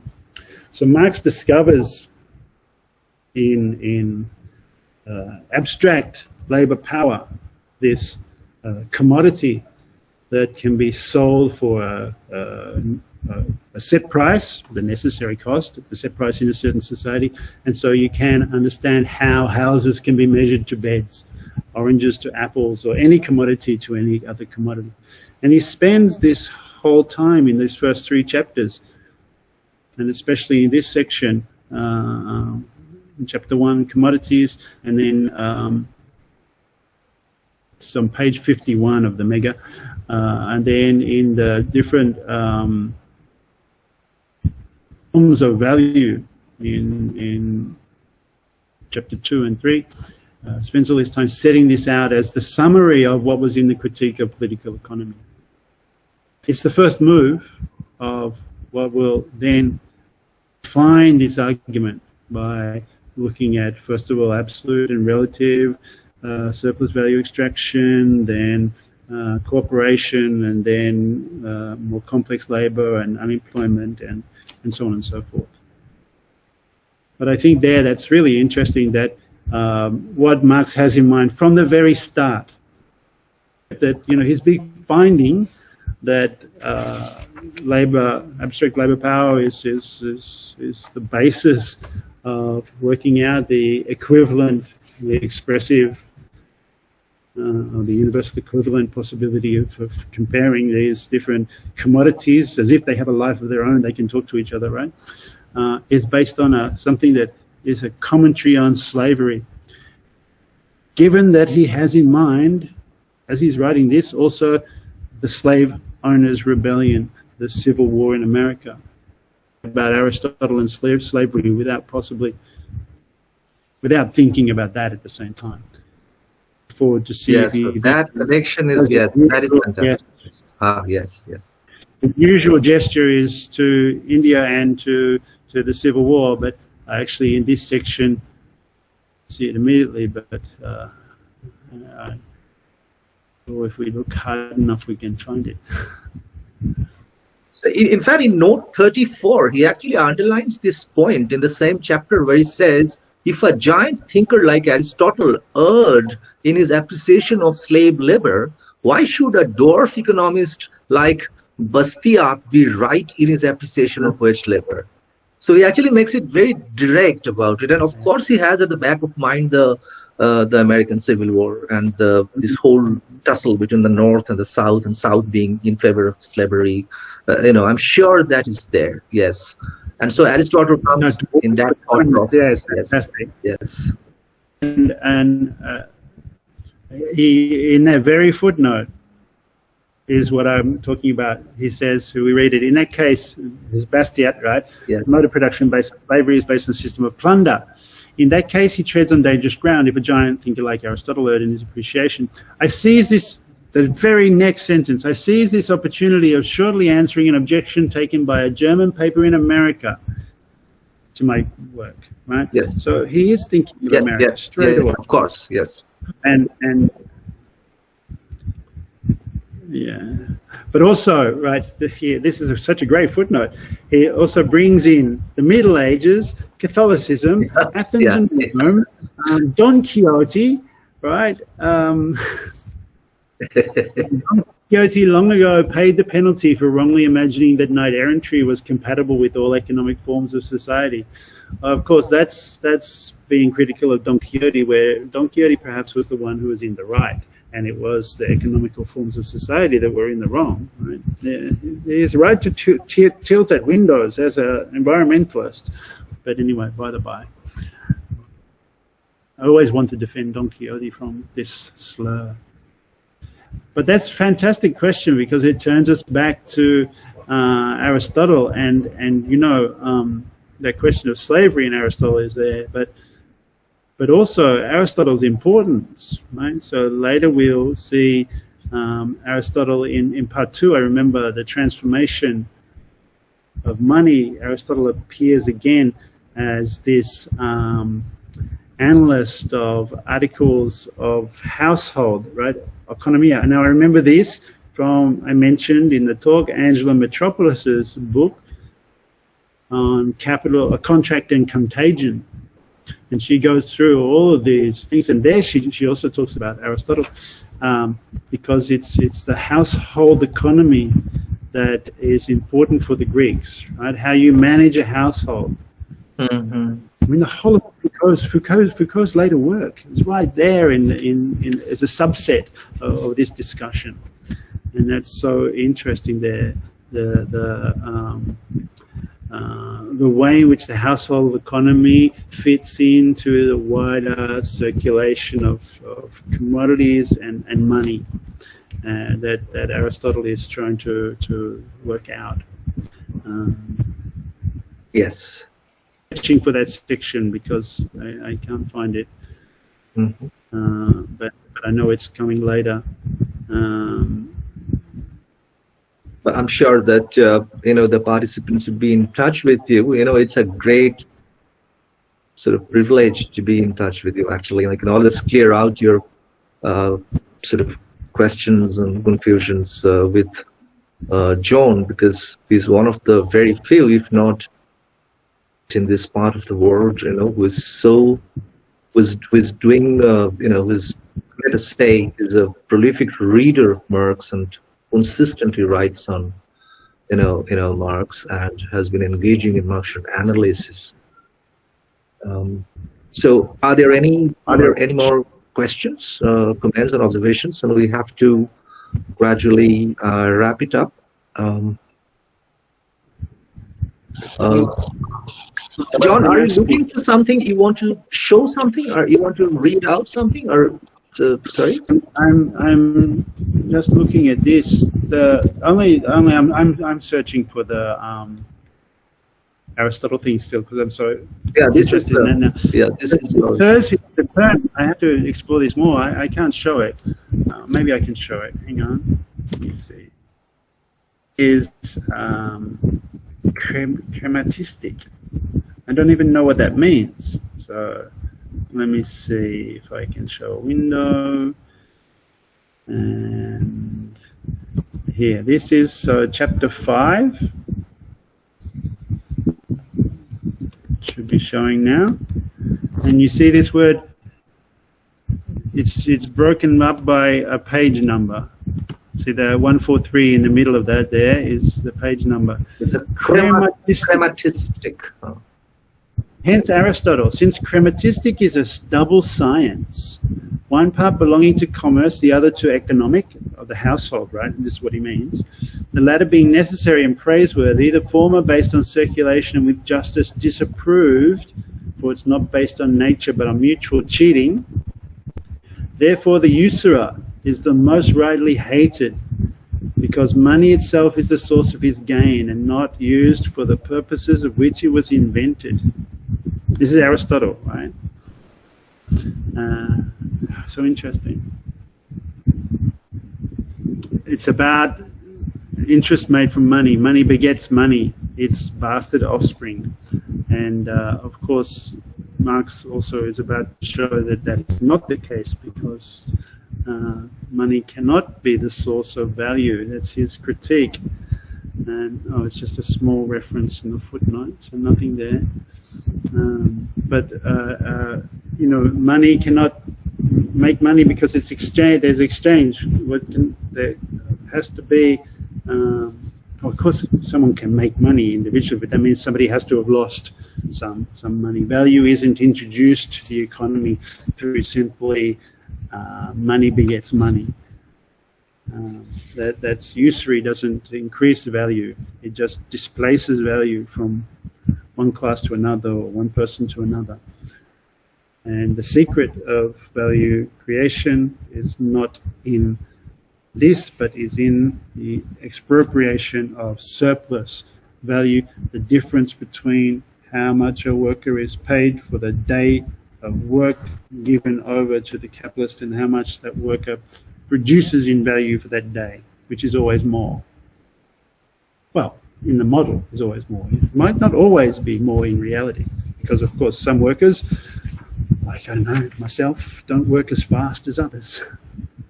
Don't work to the average speed of the society. Anyway, yeah, that's. I'm now going to become a student of the chromatistic science and find out what all that is about. Yeah, that's the latest bug in your head. I understand. Yes, the ones you sort of get crazy about anything, you sort of you forget about days and nights. I know. So I'm sure that you are going to kind of explore that, and at times this leads to a new essay, and I'm privy to that kind of a situation as well. Anyway, okay, so thank you for that great question. Yeah. I think there is no more question of Mr. Abhijit, आप उर्दू या हिंदी समझते हैं? हाँ, हिंदी समझते हैं. आप हिंदी में अगर पूछना चाहते हैं तो हिंदी में पूछिए. हिंदी या उर्दू मिला करके. प्योर उर्दू शायद हम समझ नहीं पाएंगे, फिर भी आप कोशिश करेंगे. या जरा ब्रीफली. हाँ, ठीक है. मेरा सवाल ये था कि जो मोड ऑफ वेज है वो किस तरह इसमें सेट किया जाता है, क्योंकि इक्विटेबल शेयरिंग ऑफ रिसोर्स का जो कॉन्सेप्ट है मार्क्स का, तो वो जुनेद जरा धीमा चलिए और आपका मुंह जरा माइक के पास लाइए और जरा ऊंचा बोलिए. जी, अभी आवाज आ रही है आपको? हाँ, आवाज आ रही है अभी. मोड ऑफ लेबर जो है, या जो वेज का तरीका, तनख्वाह कैसे दी जाएगी मार्क्स सोसाइटी में, क्योंकि जब सबको इक्वली या बराबर तनख्वाह दी जाती है तो उससे क्रिटिसिज्म ये आता है कि एफिशिएंसी मात पड़ जाएगी. तो जो इक्विटेबल शेयरिंग ऑफ रिसोर्स का कॉन्सेप्ट है वो क्योंकि हमारे यहाँ तो प्रैक्टिस में आया ही नहीं, तो इसकी जो प्रैक्टिकल मैनिफेस्टेशन है वो किस तरह से है, सोवियत यूनियन में किस तरह तनख्वाहें दी जाती थी? Okay. Yes, so Junaid is asking that when it comes to the question of equitable sharing of resources, one of the major counter arguments is that sharing of resources should be based on efficiency, or and other conditions, and one's own, let's say, ability or whatever. So how do you counter that kind of an argument practically on ground, whether it is possible?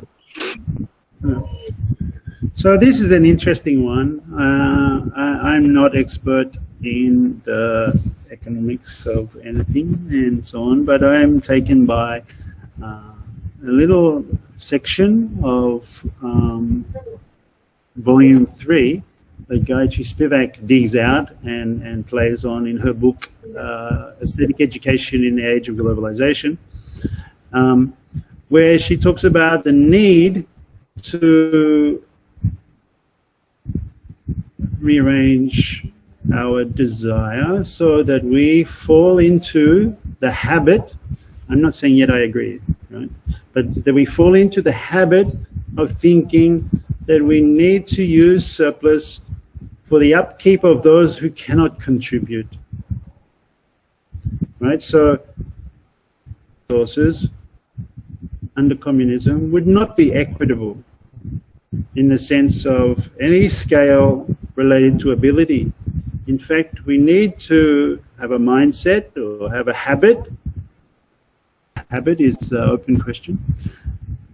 Have a habit where we will seek to use surplus, part of it to keep growing production for the good of all, but part of it to look after those who need to be looked after. Good. And who is that? That means children, that means the elderly, that means the disabled, that means everyone who cannot contribute to ability, right? I mean, this is not to each according to their contribution, it's to each according to their need. And that's the key difference there. Under, you know, some people talk about this in stages. Under socialism, you work for a while, each according to their ability, and everyone contributes. But the importance of education, the importance of what Spivak talks about, the slow, patient work to rearrange desire, is how to inculcate non-coercively a habitual thought that you would care for others. And you know, this is something that feminists teach us. It's in interesting ways to think about care, to think about the role of especially women, usually, not just women, but I think also community, neighbours, some men, to contribute in unwaged ways to the productive capacity of others and to the care for those who need that care, who need help. And that's a whole lot of labour, a lot of work, care work, that is not always in the calculus of mode of production or even of value. And it's the where there is perhaps a need for a kind of supplemental cultural thinking alongside value equation. Because, you know, we talked earlier about religion. Some sense in which religion contributes, or healers, or just interested neighbors contribute to your sense of belonging, to your sense of well-being, or pick you up in a crisis. I mean, these are not activities that are labor, that are jobs, but they are labor. They're not paid jobs. They're not wage jobs, so they're not valued. But they are a contribution to your capacity that maybe you then are able to pick yourself up and contribute some ability to society and so on, but maybe not. Isn't the case. There's a lot of work that is not part of the calculus of the economy as such, but is perhaps the calculus of the home or the village economy or the community economy, where community members, the unpaid, women, mothers, labouring to give birth and so on, to bring future workers into the world and to look after the elderly who are past work. All of that is concerned there. So when we talk about resources, a planned economy there that Marx sets out in this little paragraph in volume 3 is one where we habitually think, use some of the surplus to keep production of life going and some of the surplus to look after those that cannot contribute. What is the scale for that? What is the mechanism for that? How do you teach people to have that habit? Should you impose that habit? I mean, there's so many unanswered questions still. But that's an interesting discussion that feminist groups often are having. group in particular, you could look up, if you want, Plan C. In the UK, Plan C is for communism, and Plan C on care. I can make the link available in a couple of minutes, I think. Okay, that's all I have on that.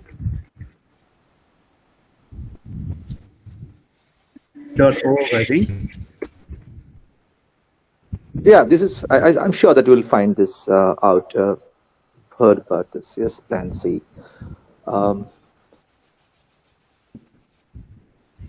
John, shall we call it a day? Well,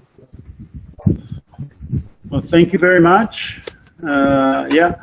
Really appreciate the questions. They were great. Yeah. No, thank you. Thanks. Really been great for me. There, I just put up the link. Okay. Yeah. So show us the. Oh, that's the link. Okay. Yeah. So thank you very much, John, for giving your valuable time to us, to the historical materialist. I mean, these are young scholars who have been doing wonderful work. It's not only started as a study group, it continues to be study group, and also creating a platform like this where they invite many scholars of your stature to speak, and then people participate, ask questions. Yes. In fact, what I found interesting in today's proceedings is that, in fact, at some level, it turned out to be a study circle where all of us were actually trying to flip through the pages of, Capital and trying to get to a particular page. And I remember occasions of such study groups where, yes, you try and find out a quote or go to a particular context and go to footnotes and then have discussion based on that particular textual moment, as it were. So that is the spirit of the study group and study circle, as it were. So in fact, that particular, these moments have been successfully created into this discussion. Thank you for that, and we have been really, I'm sure, now encouraged to look into translation as a creative into peace, Marxian activism, Marxian engagement, and it's an uncharted territory. We haven't really thought about, and we haven't really worked much on, at least to begin with, Bengali translation, from this perspective. But we are very, very happy to have participants from other parts of India and South Asian Pakistan. Junaid, आप किस शहर से हैं पाकिस्तान के? Capital Islamabad. Islamabad, okay. Very happy to have you, Junaid, and all of you who have been here, present here, ask questions or not, but listen very, patiently. Thanks to Professor John Hutnyk once again, and thanks to Historical Materialist for organizing this and for inviting me to moderate this session. And I hand over the microphone to Manush to say a few concluding words, and then bring this to a completion. Thank you, Abhijit. Thanks a lot, Professor John Hutnyk, and we are really grateful to him. It's a great experience. And Abhijit already told that it was like a study circle, and very lively interaction took place. Well, we are thankful to John Hutnyk once again, and thanks to Abhijit, Professor Abhijit Roy. Thankful to him and the participants, particularly who asked questions, and everybody. So we can call a day, and good night, everybody. John, good night. Good night. Thank you very much. Good night. Good night. Good night.